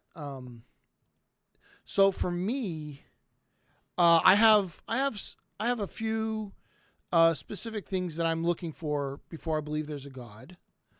Let's see, where did I put that? Okay. So first,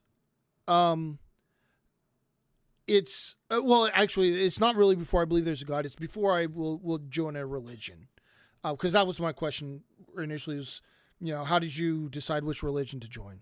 So, presumably your religion has some gods, and a first cause, a creator God. If it does, prove to me that, or not a creator God, prove it has a first cause. I want to know that the first cause has a mind, because I run into people all the time who say, whatever started the universe, that's God. Well, if the universe started from a mechanistic event, I wouldn't consider that a God, and I wouldn't build a religion around it. Is it a fact? What's that? Is it the facts, the beginning of the universe you believe in? I don't know. The best models we have stopped working at Planck time, and we haven't got a theory of everything yet. So, or we haven't got a unified theory between quantum mechanics and general relativity. So that's the best we can say right now. Is at Planck time, everything was there and the expansion was happening. Anything was there. What's that? Everything was there. All the matter and energy that exists now was there at Planck time. And who created this? Who exists this energy? Don't know. What was before the? We don't know. What was the? That's what I'm saying. We don't know. Our ability to model the past stops at Planck time. After that, it's all guesses. Do you know that sentence was mentioned in the Quran?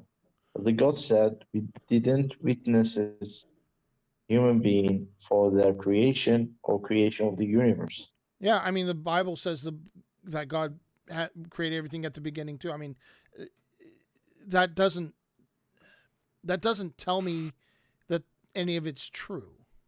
But that's your personal bias too. I said he said, ما أشهدتهم خلق السماوات والأرض ولا خلق أنفسهم. I didn't witness them when I create the universe and the human being. This is the meaning of the verse. So we were not witnesses. Okay. Of the creation of the God. Okay. Yeah. Still boils down to your opinion, dude. I mean, I don't. So anyway, I'm going to finish answering Iman's question. So, whatever the first cause needs to have a mind. I need to know that the God is falsifiable, because if it's not falsifiable, then anyone can say anything about this God. They can say it's evil, it's good, it's loving, it's hateful, it likes chocolate ice cream, it likes vanilla ice cream. And if I can't falsify any of those things, I don't know which one of those is true. So it has to be falsifiable. And then once it's falsifiable, if your God is good, sure, I'll join your religion. So that's the process I would go through before deciding on a religion. And I'll mute if anyone else wants to say what they would do before they would join a religion. It has to be testable as well, not just falsifiable. That's true. Like I guess if it was like some kind of deistic God, it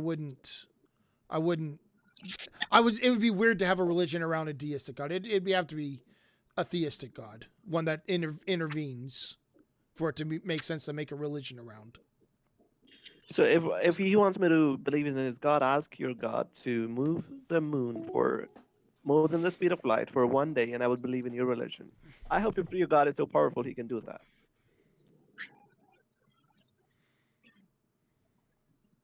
Eh? Or if he doesn't want to do that much, just ask him to make my laptop invisible for one day while I'm sitting in front of it. I think he can do that if he's so powerful. But then you go fall into the Epicurus trap. So What is that? okay. It's basically like is God powerful? And he, yes or no?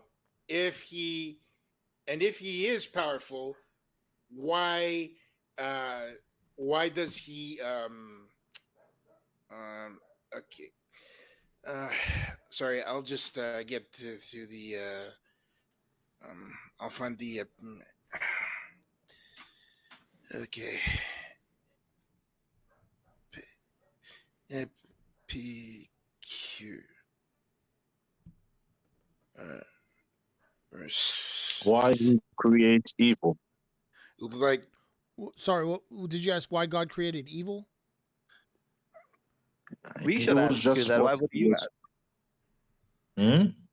I mean, we would ask you that question. Why would you ask? You're atheist, right? No, I thought that he was asking the same question. yeah. Well, No. basically, Correct. well, it's just basically it. Like if he is powerful, why does he not intervene? If he is not powerful, then he's not basically what he is up to be, and or is and if like if he's all powerful, but the things still happen, why does evil exist? And if evil exists, why does he eradicate it? And is if he cannot eradicate evil, does he even care? And They will then say it's to test you. That's what they would say. Yeah, and like I said, I mean that last criteria I had is prove to me God is good. If you prove to me God is good, the fact that there is evil and I believe that God is good, I will have a reason that I know that the evil is actually good for somehow. And Which criteria would you judge what is good and evil, though? I mean, that's left intentionally Mm-hmm. fuzzy. You just have to prove to me God is good, and I don't know how. I can't, like, these are my criteria to join a religion. That How can he prove to you that God is good? What's your criteria for proving that what is good? if I knew that, if I knew that, I would already be convinced. Then it's an unfulfillable criteria, right? I Then it's not understand. even a criteria. I mean, yeah, a lot of things can be unfulfillable until they're actually fulfilled, and I'm looking for the evidence or the argumentation or just the experience even that convinces So you me. can ask first, give me an objective standard, and then prove to me that your God is better than that objective standard, and then I would believe. You can put one more caveat. Yeah, I could probably put that in there. I like to because I believe good is subjective. I like to leave it kind of more open than that because I can be convinced that my subjective opinion of what is good is wrong, and I don't want to hard line myself into no, this is what good is and nothing else without leaving it open to being convinced that no, actually my understanding was good is at this time whatever I wrote is actually wrong and this other thing is what's good. I mean, can moral claims even be right or wrong? I don't think so. I agree. I don't think they can be, but I think I could be convinced that they can be. Okay.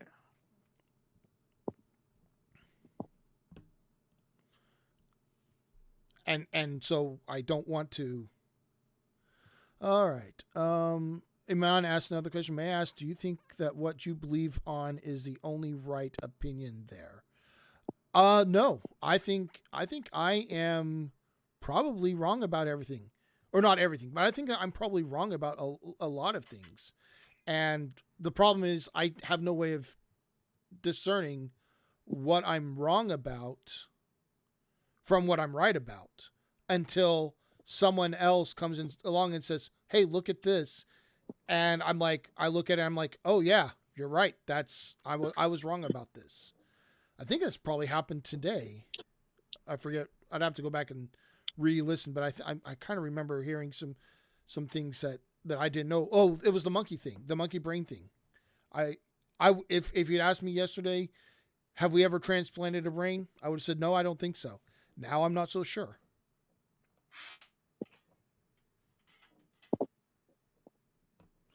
Head, sure, yeah, head.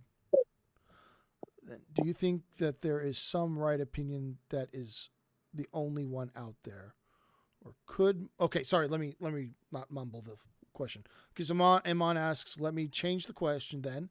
Do you think that there is some right opinion that is the only one out there, or could be multiple when it comes to religion? I don't know. Like, it seems to me that we have an objective reality. But right now, it's all a physical reality is the only thing we can find that's objective. And everything else is subjective, and we can't really verify any of it. So like I have really no way of saying yes or no to that question.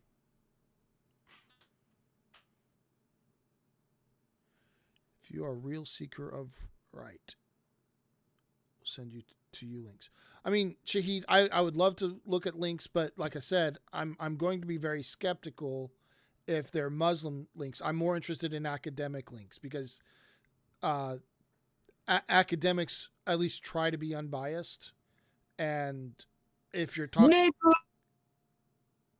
what? Okay, yeah, send me some academic links. I'll be happy to look at those.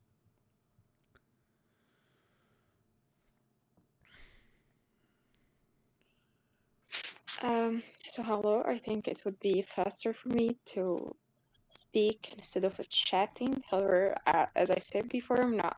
At first, can you hear me? Yes, I can. Loud and So clear. I'm not sure of my English. So I yeah. think, just so you know, I think your English has been top notch so far. Very understandable. So. Thanks, but actually, I couldn't understand many words you have used, especially when you were stating the criteria. But anyway, so you say that for like, is there some right opinion that is the only one out there? You said that you don't know, right? So we can say that we have only two cases. First case that there is some right opinion out there and it is the only one, and the other case is that there is not, right? Sure, that would seem to be a true dichotomy. Okay, maybe we can talk about the consequences of the both choices. Like, what if there was some right opinion and what if there wasn't? Sure. That actually sounds like a really good, interesting thing to talk about. Okay, so I want to hear more from you. What if there was some right opinion out there? If there was some right opinion, what the consequences of that would be is that anyone who did not hold that opinion would be incorrect, and the people that did hold that opinion would be correct. Any other consequences would depend on what specific opinion is correct. I wouldn't be able to tell any more about that without knowing which opinion is correct. Okay, let's say there is some one right opinion, and as you said, any other people who don't follow this opinion, they are not correct. Okay, so if that's really real, how would people actually reach this right opinion? How would they, at the beginning you have asked, what made you decide that your religion actually is the one? Okay, so let's say that there is something. How can I reach it? Because if I don't reach it, I will go to hell, let's say. Okay, and so of course there is a way that would help me, or there is a way that God, here we are. Wait, I missed the thing is here. I put some assumption that there is God, where the right opinion could be that there is no God, right? That's true. So let's say, okay, so let's say there is some right opinion and you need to find it. Okay, Mm-hmm. is this would I mean would this make us make some way that people have to find to reach this opinion or not? If there, you're saying if there is a correct opinion, does that mean that there is definitely a way to understand what the correct opinion is? Is that what you're asking? Yeah, that was the question. Okay. Maybe not. It doesn't. It's not necessarily true that all correct things are accessible to us. Okay, so if it's not, if this opinion have some consequences after it, like if you didn't really choose it, you will gonna go to hell, let's say. Wouldn't it be like unfair that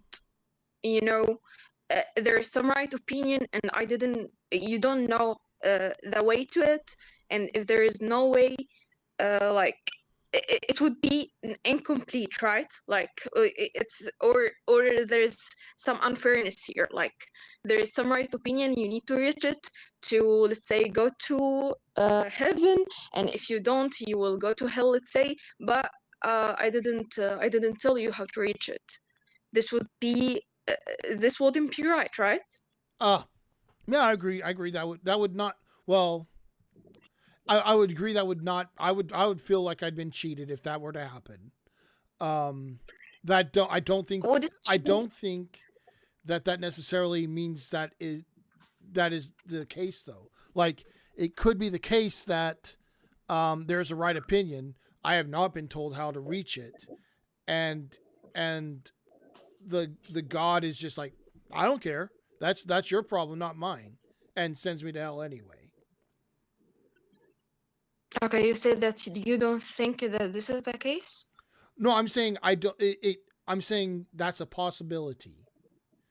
Is that That's a possibility. Yeah, that the Okay. that the God is unfair. You've got an unfair God. That's a possible God. I don't have any reason to say Please, there's not. you have said that you have 4 criteria, something like this. Can you please say them again, because I just missed some words. Sure. I'll be happy to tell you, and if you have any questions about any of the words, let me know, and I'll try to explain it to you. Okay, so I said, assuming that there's a first cause, that it has a mind. Do you understand that? Okay. Yeah, I get it. Okay. And then I said, okay, if the first cause has a mind, convince me that the God you are that of your religion is falsifiable. What do you mean by falsifiable? Okay, so you have. Can it be proven wrong? Yeah. Can you show me that this could be that there are conditions under which this God would be untrue? So, like, one problem with an omnipotent God is an omnipotent God. Do you know what omnipotent? Do you understand omnipotence? Do you understand that word? No. Okay. No. All knowing, all present, all. Yeah. Sorry. A God that can do anything. A God that can just will things to be the way that God wants the things to be. Do you understand? He can do anything, Yeah, right? he can do anything. If God Okay. wants the sky to be red today, the sky's just red today. He can just do whatever he wants. A God like that, it's really hard to make that God falsifiable, because anything that you could falsify, you could say this would falsify that God. Well, the God could just say, no, I want things to be that way. That falsifies me. So, but if you can prove to me that you give me conditions by which your God is falsifiable, that's a reason, a thing I need, because I need to be able to say when I'm looking at a God, I need to be able to say this is part of that. This is a something this God has, and this over here is something this God doesn't have. And if it's not falsifiable, then I look at two people and say, this God has this and this God has this other thing. Let's say the God likes, I like ice cream. Okay. So let's say that some person says the God likes vanilla ice cream, and another person says the God likes chocolate ice cream. If I can't say the God likes vanilla ice cream and doesn't like chocolate ice cream, I just get a God that I can't make any sense of, and I don't know what to do with, because anyone who tells me, no, the God does this, God says this, God wants this thing. Who said that the God can do anything? Okay, I got this point. I'm sorry, Shahid. I believe I want to hear the tourist points, and you can ask your question after it, because it's just like I don't want the thoughts to be distracted. I'm not sure. Sure. You're good. Yep. Sounds good. Okay. So I want the God to be falsifiable. Fatim, 1 minute. No, Who said hold that on. the God Hold can on, do Shahid. anything? Shahid, you've been requested. Can you hold your question? Write it down somewhere. I'll be happy to answer it after I finish with Iman or Eamon. I don't know how you pronounce his name. Actually, we were going through definition. It's just we had to explain omnipresence.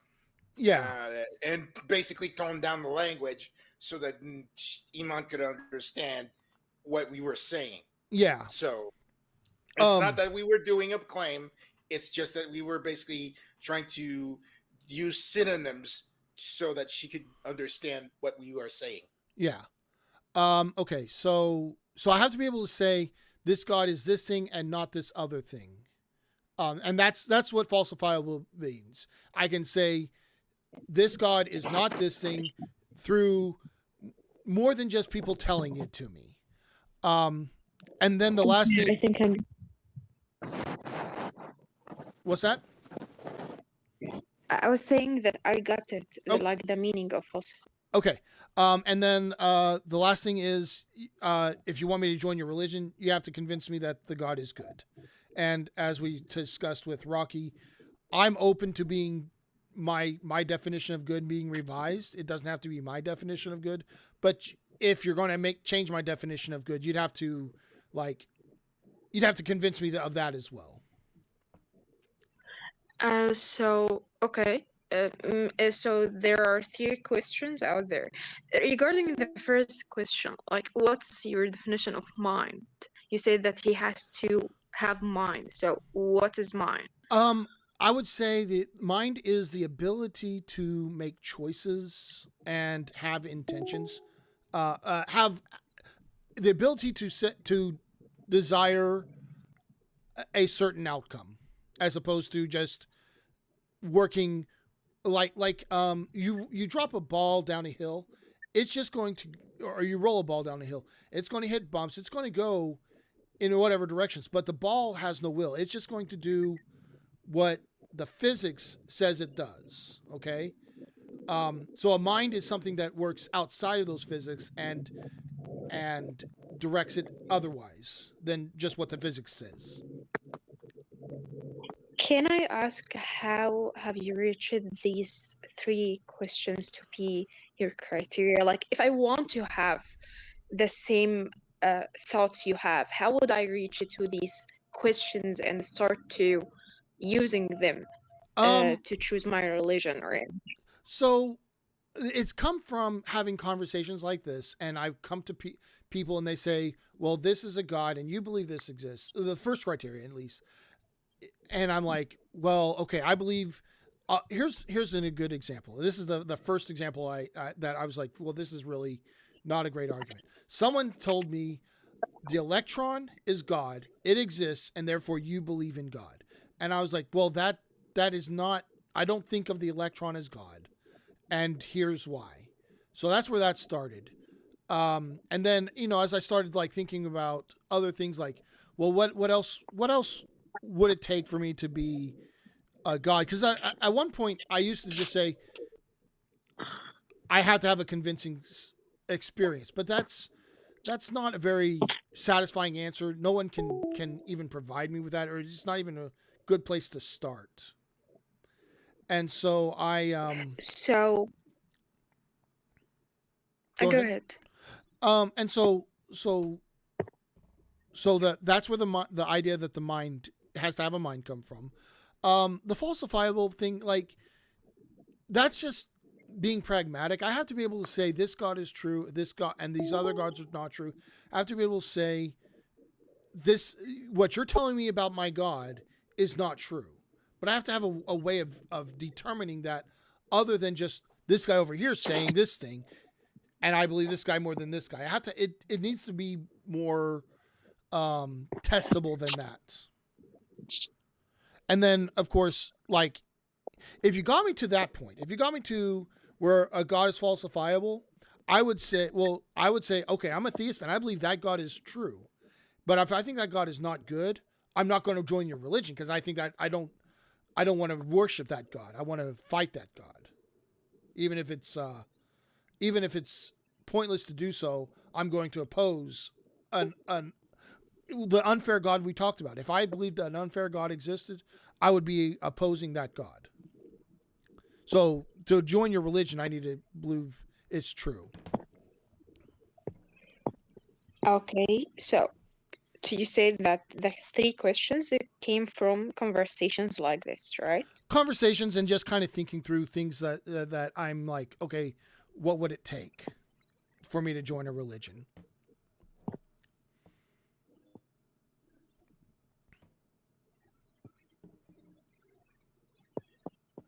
I'm sorry, can you say it again? I think I didn't hear you. I have some connection problems. Can you say it again? Oh yeah. So it came from conversations, questions people have posed to me, and then also some of it has been just my own thinking through the question. May I ask what motivated you to join conversations like this, to start thinking even about these topics? Oh, I think I like just hearing what other people think. I like exploring, you know, different viewpoints than my own. I don't like sitting in an echo chamber of my own. Okay. It basically means that like when we're in a bubble, or like when everyone around us is saying the things that we already believe. I don't like that. I don't want to be in that environment.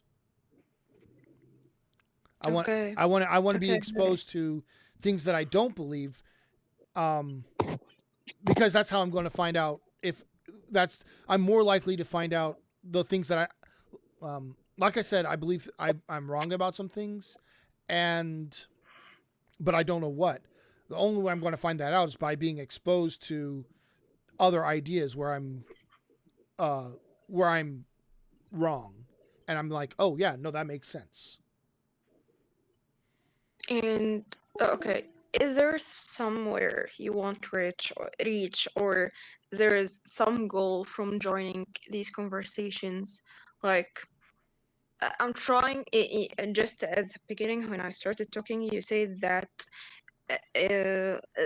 you don't know if there is some right opinion, not, and when we have tried to think more like the 2 cases, and if there is some right opinion, I didn't think that we can't continue in this question, because you said that, yeah, God could be just unfair and things like this. So, you know, I thought that if we continued like this, we will just continue infinitely. We will not reach to some point that we can stop at, or we can have some conclusion when we reach it. So, do you have any end goal to these conversations? Um, it's kind of a hobby for me, I guess. So it's like I enjoy doing it. The end goal would be stop enjoying it, I guess, or find that I found the answers that I'm looking for. And may I ask, what are these answers? Well, it is definitive. Definitive answer to the question is there a God? The answer to that question is either yes or no.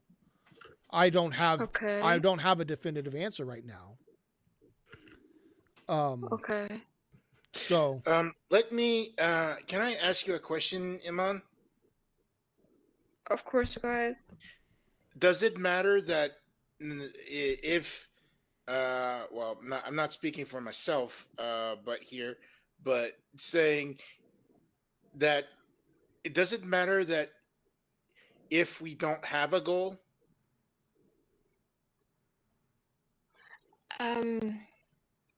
I think, from my opinion, yeah, it doesn't matter that you do something for a reason, and especially in these topics like they cannot change some persons the way what he does in his life and so on. So you are making a change to the people you are talking to. You're not only enjoying yourself, but you are making a change to these people. So what is this change that you want to make? I don't know. I want to Okay. like, if you are affecting others, there should be some goal. Okay. Okay. Well, like for me personally, other things that I do outside of the philosophical debates or just discussions, I like to just look up on scientific stuff just for fun. Okay. And that's one of my hobbies, is to just get news about the scientific happenings of the world. And it doesn't like, there's no rhyme or reason exactly. Like, it's not like I am a professional of science. I just do it because I enjoy doing that. And Okay. and there's basically like in the well, for me, in my understanding, I'm not trying to front load sorry, I'm not trying to overload you with stuff, but there is, in the philosophy that kind of goes away from religion, there is something that's called existentialism. It's essentially that the it's not the it's not the destination that of where you find yourself at a um at a the like as the opinion of a religion or your morals, your everything. It's basically the journey that counts. And it's just that even if you do not have a religion or anything, you just keep going anyway, and you essentially build build up your identity of what you value in life, and then after that you demolish it, and then after that you rebuild it, and you demolish it, and you rebuild it, and so on the cycle until basically until you die. But that's basically the core tenet of it, of existentialism, philosophical existentialism. Sorry. Okay, great, I got it. But I have a question. Do you think that you does make some change to the people you talk to? Or let me ask a different question that comes before it.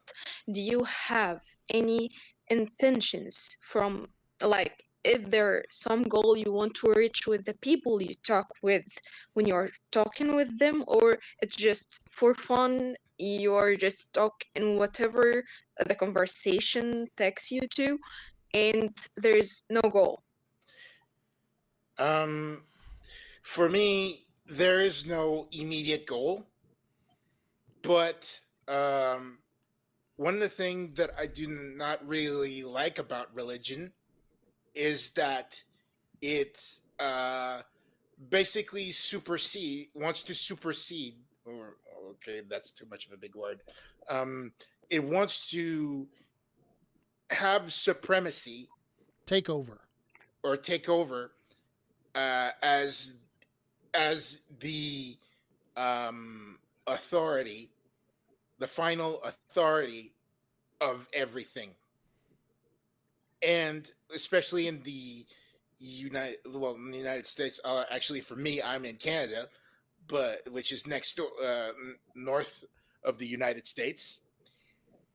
But the things that I value is education and science, and religion in my corner of the world wants to essentially eradicate it to the point where it's just that it's not that not that it wants to, but it's just it. I don't know if you can help me with that, Phantom, but it's just the powers that be within the religious sphere of Christianity, which we like see as conservative Yeah. Christians, they want to take over the reins of power so that um that The, that they essentially exert control over the rest of us that do not fit their mold, their mode and of their way of life. Excuse me. That's and what I. yeah, that they want to control the way people live outside of even outside of their own religion, and they also want to control what is taught to children, um, Okay, even if so it isn't, go ahead, I'm sorry. even children that aren't in their religion. And so like that's I have a problem with that for sure. um as far as like you asked what my goal is, I would like, if I had like everything I wanted, I would like to have promote critical thinking in people, but I don't think I'm really good at that. I'm trying. Part of this is just practicing. Um, is practicing to try to get better at getting people to do critical thinking. And personally, I don't care if you employ critical thinking and come away still believing in your religion. I want you to employ the critical thinking. That's what my goal, my like. If I said this was a success, that's what that would look like. Same thing with me is that I do not really care if you are a believer of said religion or whatever. It's just that historically within society, religious societies tend to have a tendency to want to be dominant and being the end all be all of people.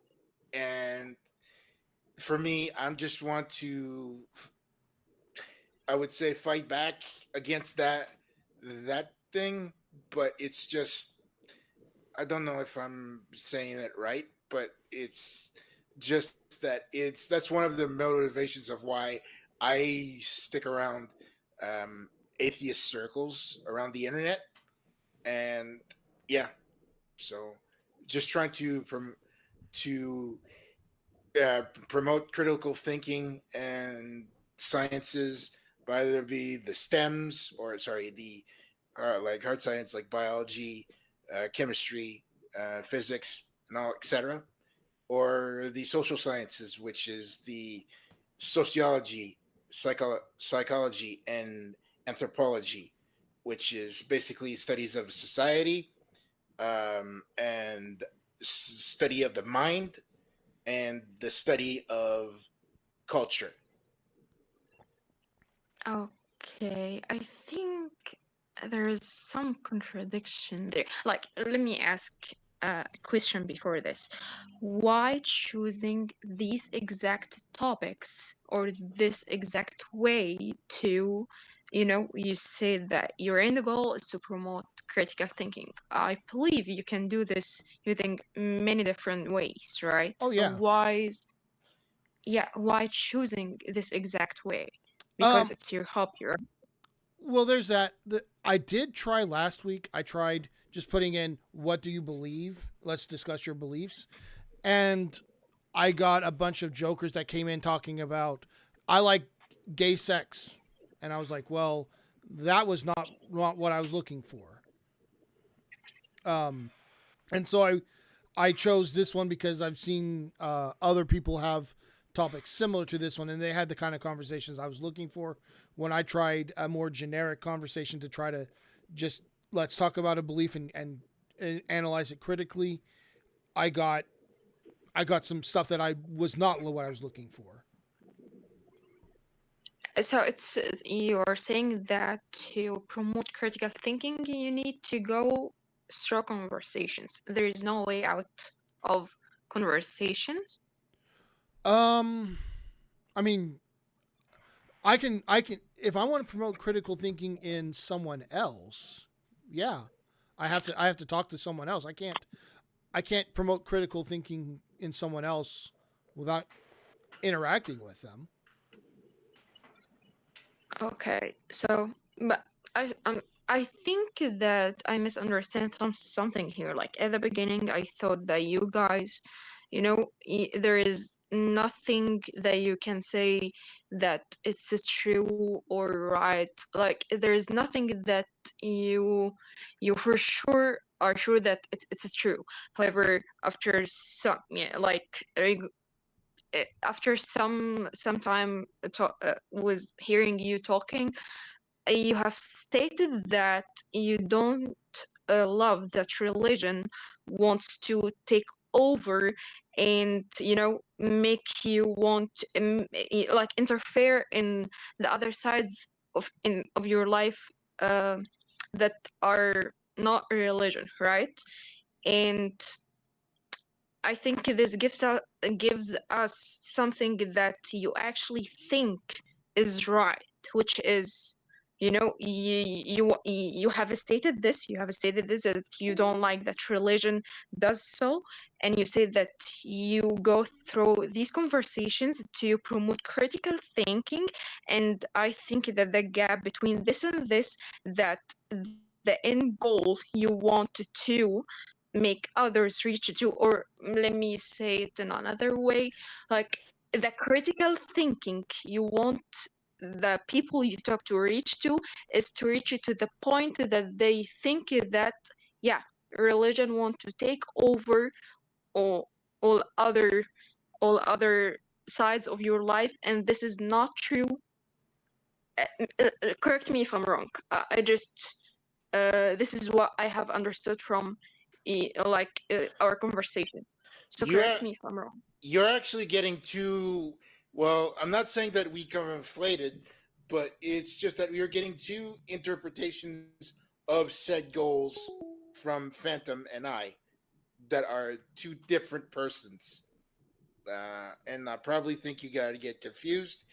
Um, I don't know, speak about you, but I basically, for me, that's like for me the the reason that I basically talk to people is to stand the tide against religion taking over. Yes, that's my underlying and promote critical thinking. That's my me as Chris Moore, even though it's not my real name, is my reason for being here on the internet, talking to people and stuff like that. I don't know about Phantom and what his stated goals are, but in some ways, those goals kind of mesh together. So, or not mesh, but are just essentially co-align, align. Basically, it's the same. That it's just like I don't know if you want to take over, Phantom. Okay, so let me try to untangle this one. So, and by the way, Eamon, the kind of questions you're asking, that's critical thinking. That's the kind of thing that I feel like I'm trying to get to. So I'm proud of, I'm glad that we're having this conversation. So I don't know, I think you were here for this. My highest moral value is autonomy.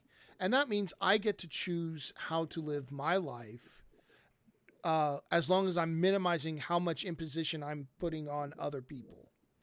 And I would want everyone else to do the same for everyone.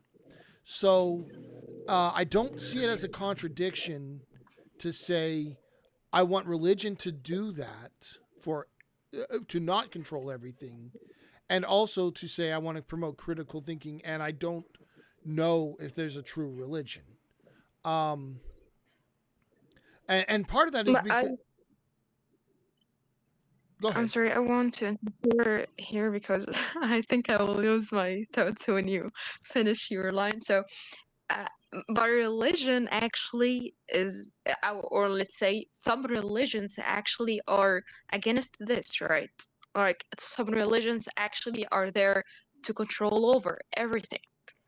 So if you are against this idea, you are against, actually you are excluding some religions from your formula, right? Yes, I mean I'm saying I want until, well, okay. Let me clarify this. And I was actually about to address this exact thing. If you could prove a religion is true, then whatever that religion says is the truth. And so if that religion is true, if a religion that wants to control everyone's lives is actually indeed true, then that's reality. We need to do that. But until they can, the people in that religion should not be controlling people outside of that religion's lives. And that's my personal opinion. But there are some religions that state that like you would control other religions. So religions like that, sorry, other people. So religions like this are already excluded from, from anything you would believe on, right? No, I'm not saying I wouldn't believe them. I'm saying I don't agree with those religions, and I would oppose their control until they can prove that they are correct. If they prove they're correct, then I'm with them all the way. If they're correct and they say we need the control, I'm like, okay, you're correct and you need the control. But they have to do that first. They have to prove that they're correct. And they haven't done that yet. Okay, so if I come back to the contradiction I was talking about, like you said that your goal, you have like there is nothing that you know that is right or wrong till now, and your goal actually is to promote promotion. And when we went deep to the definition of promoting critical thinking, we found that actually those kind of religions, like you promote it with these conversations, and these kind of religions are already excluded from, you know, from your not conversations, I'm sorry, from the values you are kind of make the people you talk to Values reach that you something hold. like this, right? No, no, I'm not doing. I am not in these conversations. So you asked what my goal for these conversations was, and my goal for these conversations is to promote critical thinking. My goal for these conversations is not anything to do with changing anyone's religion. I that's my personal goal. Even though outside of these conversations I might oppose their religion, my goal for this conversation is not to change that religion. It's more But of a. It's more of a. Uh, from getting from Phantom's point, it's just that essentially, like, if you want to like have a tangible thing of promoting critical thinking and just like not change the error of the ways, but um just leave people while trying to understand that you live in a society where it's very pluralistic, meaning that there are many uh, there are different people with different cultures, and we all need to learn how to live together. And by doing that, we have to basically uh, limit ourselves to the proselytization or the preaching of a religion. But I'm probably going on to the deep end. Uh, am I too So, much in the deep end? Yeah. well, yeah, uh, I've lost so yeah. I was addressing two different things. Because what Iman asked was what my goal is for these conversations. My goal for these conversations has nothing to do with my view of any particular religion, and it's not to change any religion. So that my goal in these conversations is simply I want to hear other people's points of view, and I would like to promote critical thinking if that's possible. Um, Oh, but I'm not interested in changing anyone's religion or anything like that. That's not the kind of person I am. okay. May I ask how long have you been joining conversations like this? Um, I've been having like back and forths with people on religion. In voice, not maybe a year or so, but over like forums and stuff and blog posts and stuff, I've been doing it for, man, I don't know, Since eight. COVID. No, not longer than that. I've probably the first time I started doing anything like this was probably 2017, maybe. Okay. And through these 8 years, yeah, have you changed any any mind of any person you have been talking to? Have you changed his, maybe his religion or his way of thinking? Have you done this? Um, Hard to say. I don't really follow up with people. I just kind of talk with them, and we just kind of have a good conversation. And I'm not really like I said, I'm not interested in changing people's minds. So I don't track that, and I don't follow up and ask, hey, did I change your mind, or did you change my, you know, or anything like that. I know my mind has been changed by some of these conversations about different things. Um, well, you know what? Actually, I take it back. There's at least one person I know that has changed their mind at least a little bit through conversations about like this. Now, it wasn't a religious conversation. I think it was political, but I at least gave him something and said, "Oh man, I really have to think about that. I hadn't considered this before." So, Okay. Okay. So the point actually of this question that I was asking was if you're actually doing some change, and it would be actually a big change, like if it's a change in religion, it would affect the personal life entirely, right? Sure. So if this actually happens and you were the cause of it some way, okay, Mm-hmm. you're affecting others and you should be responsible of it, right? Hmm.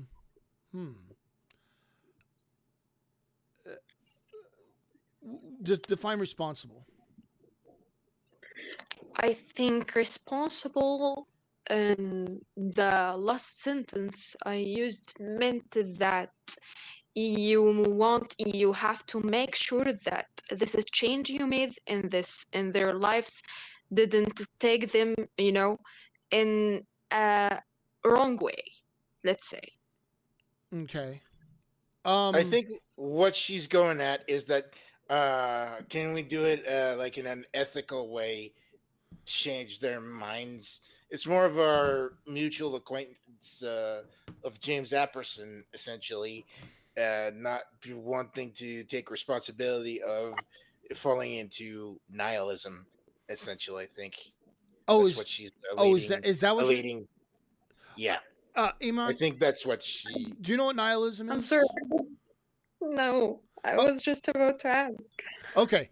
All right. So let's say that I'm talking to you, and through this, you stop believing in your religion, right? And now Okay. you say, "Oh my gosh, I've lost my religion. I don't believe in anything anymore. Life is meaningless." Is that what you're talking about? That could be one case. Okay. And that is one of the reasons I'm not really interested in changing people's religion, is I don't want to do that to people. I don't want to be the person that like goes out and I'm going to do that to people. So I don't. That's part of the reason I don't like the idea of going out with the intention of changing people's religion. I'm sorry, I want to say something here. Like, Sure. if you don't want it, doesn't mean that it doesn't happen, right? Sure. And what I can say is my own journey is, and most a lot of journeys that I'm aware of, the sense of meaninglessness doesn't last long if it happens at all. There is a lot of people who come out of religion and don't have meaningless lives. They find meaning, and it's out there. It's out there to be had. It's out there to be found. Hello. Hello. The meaning. Can I also participate in the conversation? Absolutely. Thank you, sir. But in the first place, I would like to know if you're a native speaker. Yes, I am a native speaker, and so is Chris. Oh, Technically, that's so nice. technically, English is my second language, but I'm bilingual, as in I'm a French Canadian. But it's just that, basically, I'm 34 years old, and I basically learned both languages all my life. So yeah. Sure. So, Senator Curiosa, I would love for you to be in part of the conversation, but we are kind of in the middle with Iman. If she's done or has more questions, then I'd like to finish with her first. Yeah, for sure. I can wait for my turn, but can you please at least tell me what exactly you're discussing? Right now we're discussing what the reason I have the conversations, the kind of conversations that I have, and what do I do about the consequences of them if there are any. Thank you for clarifying it. Thank you. Now you can continue. Okay. Okay, so Phantom, you were saying that uh, the meaningless case doesn't actually continue for long with people. But anyway, I don't want to discuss this particular case. Like I have said that this is just one case. There is maybe some other case that some person have actually he is not in the meaningless problem, but he have, let's say, found another thing and he has started to believe in it, and yeah, that thing maybe wasn't the right thing. But at the beginning you said that you actually don't know what is right and what is wrong for sure. Okay, you have some opinion right now, and you don't know if it's right, and you're open for it to not be right, and you know these things. Okay, but you might talk to someone who believes that there's something that is right, but he changes it to a different thing. Maybe the thing you believe on, actually. Maybe. And maybe this thing at the end have wasn't right, okay? Mm-hmm. So you affect people somehow. Okay? Mm-hmm. And your goal, you said it's just to promote critical thinking, and you don't intend to change anyone belief or something like this, but you affect people, and this effect might be wrong. So my question was, shouldn't you be responsible for this? Right. And so, like I mean, I don't know. Well, I don't know how to answer that because, like, when I asked you what it means to be responsible, I don't feel like I got a clear answer what it would mean to even be held responsible for that. My answer was that the person was doing something right, or even not doing anything, but he has come to do something wrong. But actually, you cannot say this because you don't know what's right or wrong, right? You don't believe, or sorry, right now you don't know it, right? I mean, yeah, there's some things I believe are correct, but as far as the whether any religion is correct, I don't have any beliefs about that. Okay, so what are these things there's something you said that there are something that you believe are correct. Are they related to our conversation right now, the No, whole religion and god and non-god thing? no, they're not really relevant to the religion conversation. No. Okay, we can drop this then. So when it comes to that, this exact topic, there is nothing that you think is right or wrong. Okay, Mm-hmm. and that doesn't mean that there is actually something that is right and wrong. That, yeah, like if you don't believe in it, that doesn't mean that it doesn't exist, right? Sure. So let's say there is something, and actually during your conversation, you have made somebody choose the wrong way because you didn't intend it, but it can happen, right? Mm-hmm. So shouldn't you be responsible on this? Like at the beginning, you say that it's your journey, it's your hobby, you enjoy it, you want to promote critical thinking and everything, and you have no intentions to change people's mind, but you actually does some change, and it's up to you that you want to enjoy the journey.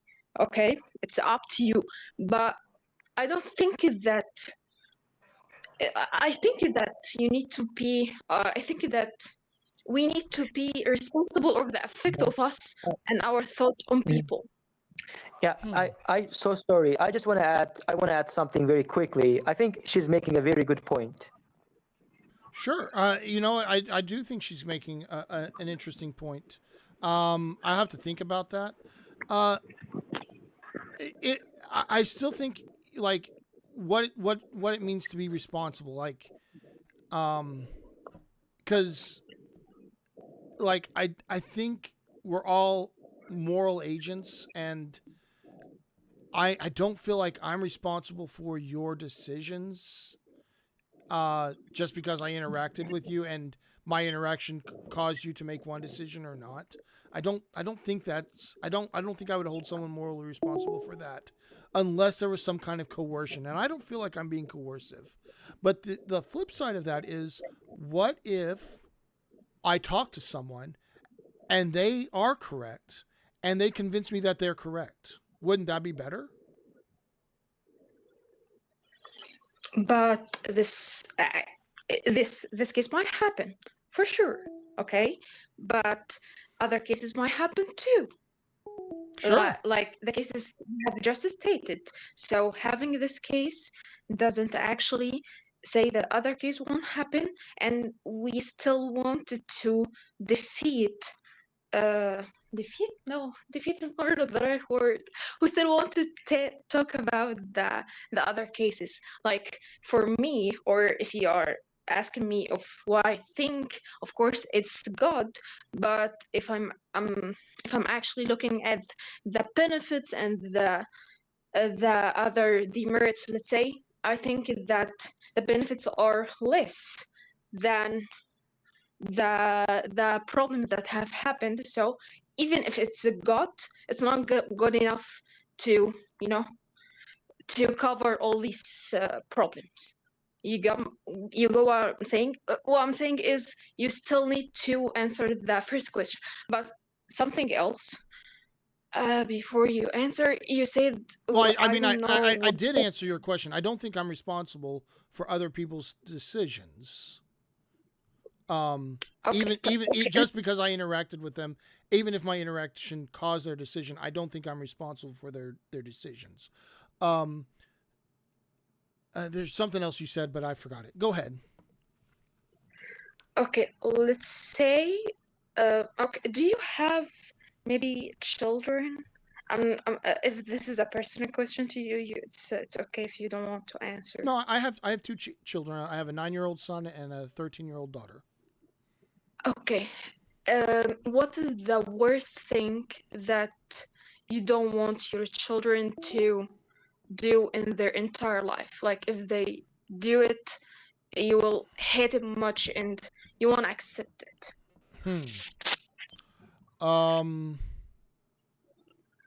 Man, I don't know. Like, the love a parent has for their child is pretty is like, biologically it's almost unconditional. I'm sure there's something they could do that I would say no, I don't.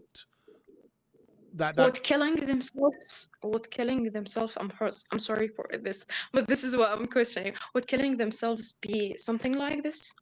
I would So not. you're I would not hate my children if they did that. I would be very sad, but I would wish it didn't happen. But I would not say, oh well, now I hate that person. Okay, I'm not asking if you would hate your children, but let's say there was someone who has talked to your children, and because of his conversation with him, he has reached to this this state. He has killed himself. Okay, would you hate this Okay. person? No, I would not. Okay, why? Can you please make it more understandable to me? Because I wouldn't hold them responsible for the. I don't hold someone else responsible for a decision that other people made. Like they didn't do that to my child. They they didn't do that. Like, Let's say your child is actually just 10 years old, okay, I'm still and this happens to him. I'm still telling you, I'm not holding them responsible just because they had an interaction.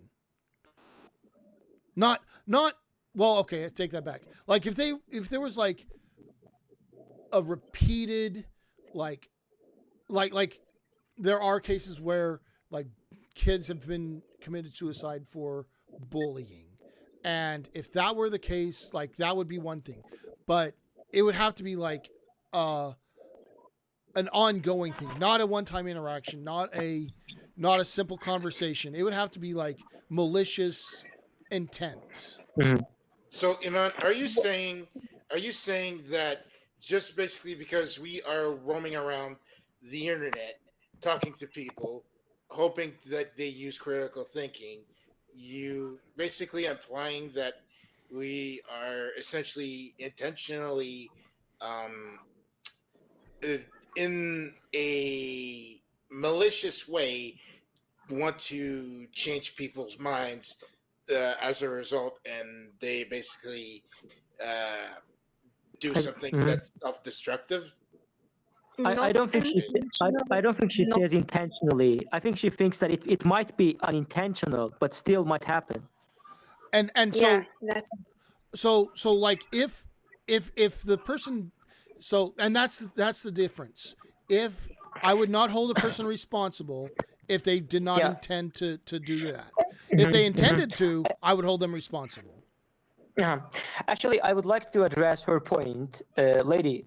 Firstly, I understand your concern. Okay, you're just saying that what if you think to be true is not true? What if you spread like you spread what if what you're saying affect other people's lives in a negative way? I understand, but but in order to prevent that from happening, we have to shut up. We should never talk. We should never state our opinions. It's what you're describing is a utopia, and this utopia doesn't exist. well, actually, no. For me, I believe that like Chris and Phantom were saying that they are going through these conversations because it's a hobby to them. They are still, I'm sorry, Phantom, because I don't think that we have talked about this with Chris, but it's his hobby, and he actually doesn't know what's actually right or wrong yet. He is still in the journey, and yeah, he is still in the journey. Okay, So basically, and because of our Hey, position, Chris, let we should stop. let her finish. Okay. and what I think could be more responsible, let's say, is or at least for me, I don't think I would go through conversations like this, especially if I'm actually stating what I believe on. Like I still haven't said what I've believed on till now. Anyway, I won't do this unless I'm actually 100% sure of what I'm saying.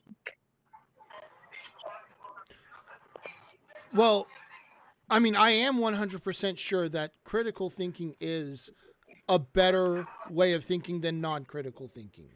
And so I'm 100% sure that my goal is a good goal. And Okay, this is for the goal, okay? yeah. But the steps you take towards this goal, are you sure of every one of them 100%? All the things you do, all the topics you talk about, like all the things you do to reach this goal, are you sure about every one of them 100%? No, of course not. So yeah, having like being sure about the goal doesn't actually make you sure about all its steps.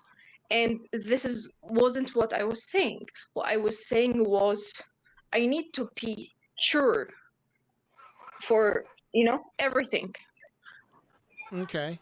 So, like, from my perspective, there is never a time when you can be 100% sure of anything. So, like, if I were waiting to only act when I'm 100% sure of anything, I would just never act. And you can't live that way. But also, I don't know. I think I answered your question about would I hold someone responsible, and I don't think what you have brought really makes me change. It hasn't changed my mind about having these conversations for sure. So I don't know. Did you have Okay, any?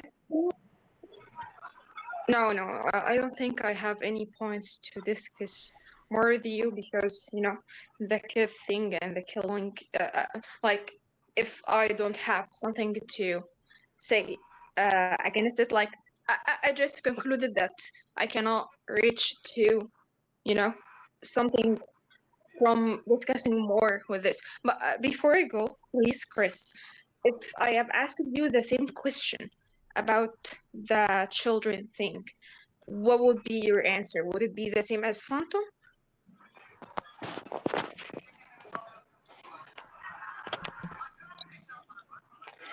Well, Oh, Chris, are you for there? me, I can't really know if I can give you a satisfactory answer.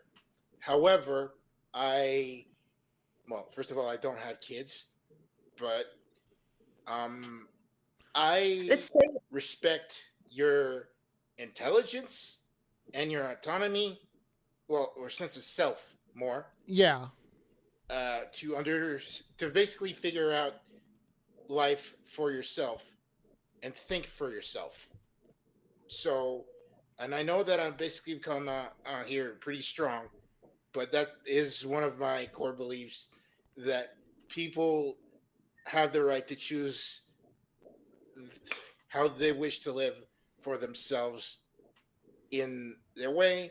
And it's just, it, it doesn't, it does, well, yes, it matters if me being here, um, me being here, essentially shattering one beliefs up here, it, you know, um, would be would basically uh, be a negative um, outcome for people.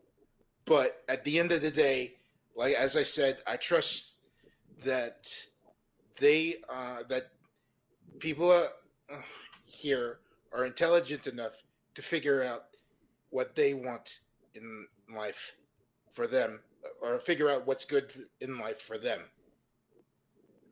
And okay, yeah, Chris. I think I have asked Phantom what if your children is actually still only 10 years that's all 10 I had to years say, by the old way. when this has happened to him. Like he's still 10, Yeah. okay? Yeah. He didn't have he is still so young to have, or let's ask a question before it. When do you think the person is intelligent enough? You have just stated that you think that people here are intelligent enough to choose their paths and everything. So when do you think a person at the age that, what is the age, or when do you think that the person is actually intelligent enough to choose his path? Well, Like for you're the what? children, Are, which is actually only 10 years old. are you Well, asking? I hope that you specifically are have lived past the age of 18 Yeah, I or didn't check on 19. that. I should have. Were you asking me or Chris that question? Both of you. Okay, so I don't know that the brain develops until your early 20s is when it's fully developed, but the ability to think critically is like one of those things that's like it's not an on or off. It's not a binary.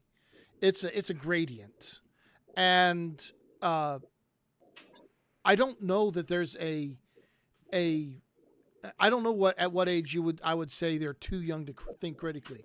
I can tell you from my own kids, they've been blowing my mind since they were 3 about things that they've noticed, and I'm like, wow, I can't believe they recognize this thing or figured this thing out on their own. So like critical thinking is one of those things that I feel like a lot of people have at a very young age to some extent. And it grows and it changes over time. You get more experience of the world, and your baseline for understanding what is how to differentiate truth from falsehood changes as you grow, but the ability to think critically starts very young. Okay, you have said that there is no yes and no to this, right? Sorry, you broke up there a bit. What was that? You have said that there is no yes and no to this, like an exact age, No, right? I think it's a progression, not an it's at this moment you're now thinking critically. Then Uh, why have you stated 18? What's that?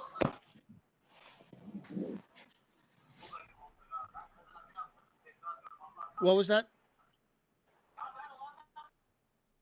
Eamon? Hello, can you hear me? Yeah, I can hear you now. Okay, sorry, I think I had a connection problem. Anyway, you have said that you haven't checked. Oh, why have you mentioned 18 right now? Like you say that you haven't It's it's a thing like here in the US, 18 is kind of the age where we consider you an adult, and I've not been doing this on YouTube enough. I probably should have checked if you were 18 before I started talking to you, just for like societal, cultural, ethical reasons. But you have said that for 18 it's societal reasons, but it doesn't mean that you believe that all people after 18, above 18, actually has that critical thinking that make them intelligent enough to choose their right path, right? I would say that no. I mean, yeah, obviously you get more. Your critical thinking develops more. It develops throughout your whole life. There's got to we have a hard line of 18 in my culture, and that's what we have, and so I go with that because I don't have a good way of drawing a hard line other than that. Okay, Eman, why did you ask this question, like that age question? Why did I? Because Oh. Phantom and Chris, like Phantom, his reasoning about the killing thing regarding the child and so on, that he wouldn't he wouldn't hate the person who have talked to the child and so on, because he believes that he is not responsible, because every person is actually has the right to choose what they want to do in their life. Okay, and for Chris, he said that people are intelligent enough to choose the right path for themselves. So there is some kind of some assumption that the people they are talking to actually are intelligent enough, or have reached that the intelligence that make them choose what's right for them. Okay, and after this he said that actually there is no yes and no to this. Like there might be some person he's actually talking to, and this person is not intelligent enough. So if we are talking about his effect on this person, like if you are talking about a person like this, if you're children or children of some other any children in the world, if this children actually is not intelligent enough, or is still young, and he has chosen the choice of killing himself because someone has talked to him and he wasn't actually intelligent enough. In this case, would you hate this person? I mean, would you say that the other person that has talked to him about this is actually responsible? So for myself, like I said, it would go back to the intentions. Like, if someone were to talk to my children and had no intention of making them commit suicide, but they did, I would not hold that person responsible. If they did have that intention, then they're responsible for it. It comes down to the intention of the interaction. And Wow, Okay, it's so it's very let's difficult to say determine to find out. let's say they actually didn't have the intention, but they know for sure that, oh no, I'm sorry, not for sure. They know to some extent that their interactions with your children might make him reach to this state. This is not their intention. They have a different intention of their don't have any intentions at all, but they have that their interactions might lead him to this case. What would you say about it? I mean, it would seem to me that now we're talking like, okay, it might. Well, I could say hi to you in the wrong way, and that might be the last thing that gets someone to do something to harmful to themselves. So, but I'm not going to stop saying hi because that could happen in some very tiny percentage of cases. For sure, and I'm not talking and about so, high. well, but where I'm getting to that, I don't think that the kind of conversations that I'm having with people are likely to do the kind of thing that you're saying it could happen. So it is like saying hi to me. I don't think that's a likely situation. And so therefore, I don't see that as being a problem that you seem to be thinking it is. So if it's not high, you're stating that in this case, this person would be actually responsible, right? No, If no. it's not high. Like, right. Yeah, if it's not a high likelihood, why would I hold them responsible for? Because if it's not high likelihood, then there's other factors as well. That's not the only factor that went into it. Why would this one person be responsible? They have no intentions, and it's actually not high. Okay, so if we have, and there's the other person is actually not intelligent enough. So let's say we have three variables here in our formula. The first is the person I'm talking to you is not intelligent enough, and the second is I don't have intention to make him do this bad thing, let's say, and the third is my talking to him or my interaction with him is actually not high. Okay, so under these three conditions we can say, or as you as Phantom would think that this person is actually responsible for what happened to the boy, right? No, I would not think that. Okay, so is there some case when you would think that?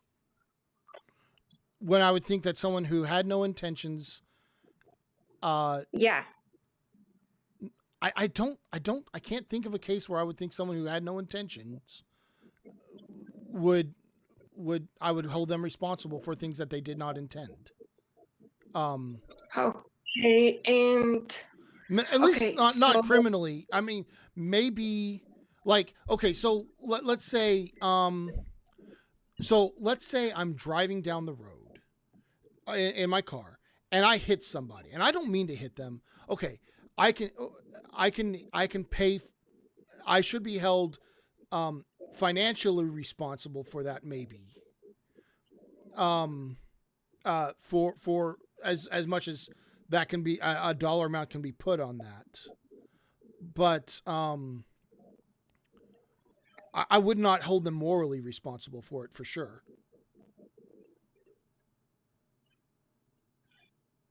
okay. So, Chris, do you have a different question to the last question I've asked? Like, is there some condition where you as Chris would think that, the person with no intentions is actually responsible morally? Oh, sorry. I let me tell you what I think of morals, right? Because this might clear up a lot of your what your questions, what your line of questioning. So for me, what is immoral, or what when I hold someone morally responsible, it is because of what I think they are likely to do in the future. And if they have no intention to do harm, then they're not likely to do things that cause harm. And so I'm not going to hold them morally responsible. I'm sorry. Can you say it again? I think I just got in the middle. For me, I only hold people morally responsible, not for the past. I don't care about the past. That can't change. So there's no point in holding them morally responsible for the past. I hold them morally responsible for what is likely to happen in the future.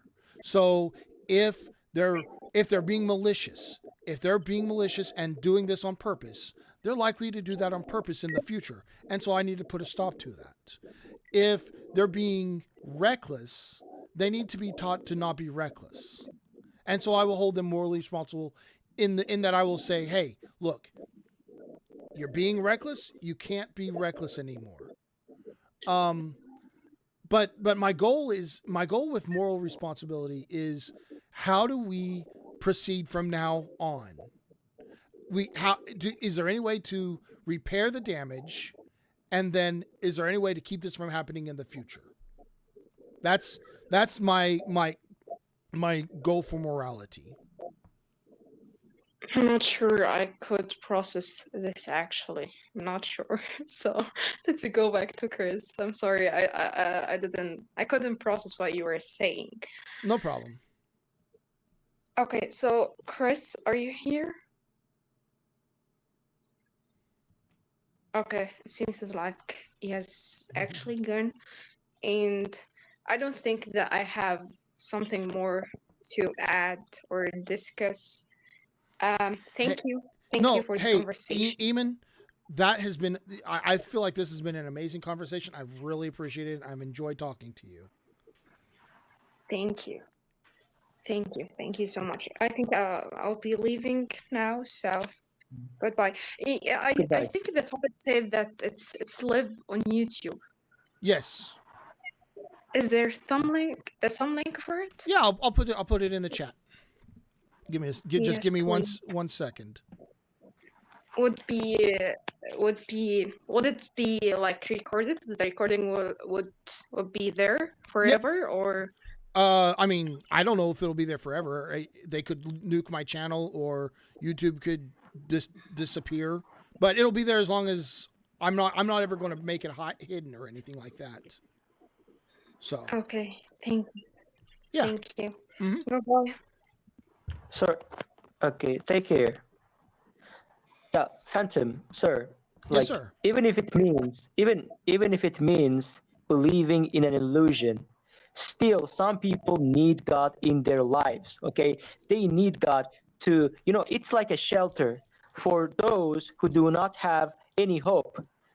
But they for this reason, they need God. Okay, and what she's saying basically is that, like, even if you're right in whatever you say, okay, your intention is good, what you want to do is good, but you're proving these people that God doesn't exist. It might affect their lives in a negative way. It might destroy everything in their life, So she wants you to be, more to consider this fact. Sure. I don't ever tell someone that their religion is wrong. I never have. I've never done that. All I've done is questioned, how did you come to the conclusions that you've come to? What steps did you take to get there? That's all I ever ask.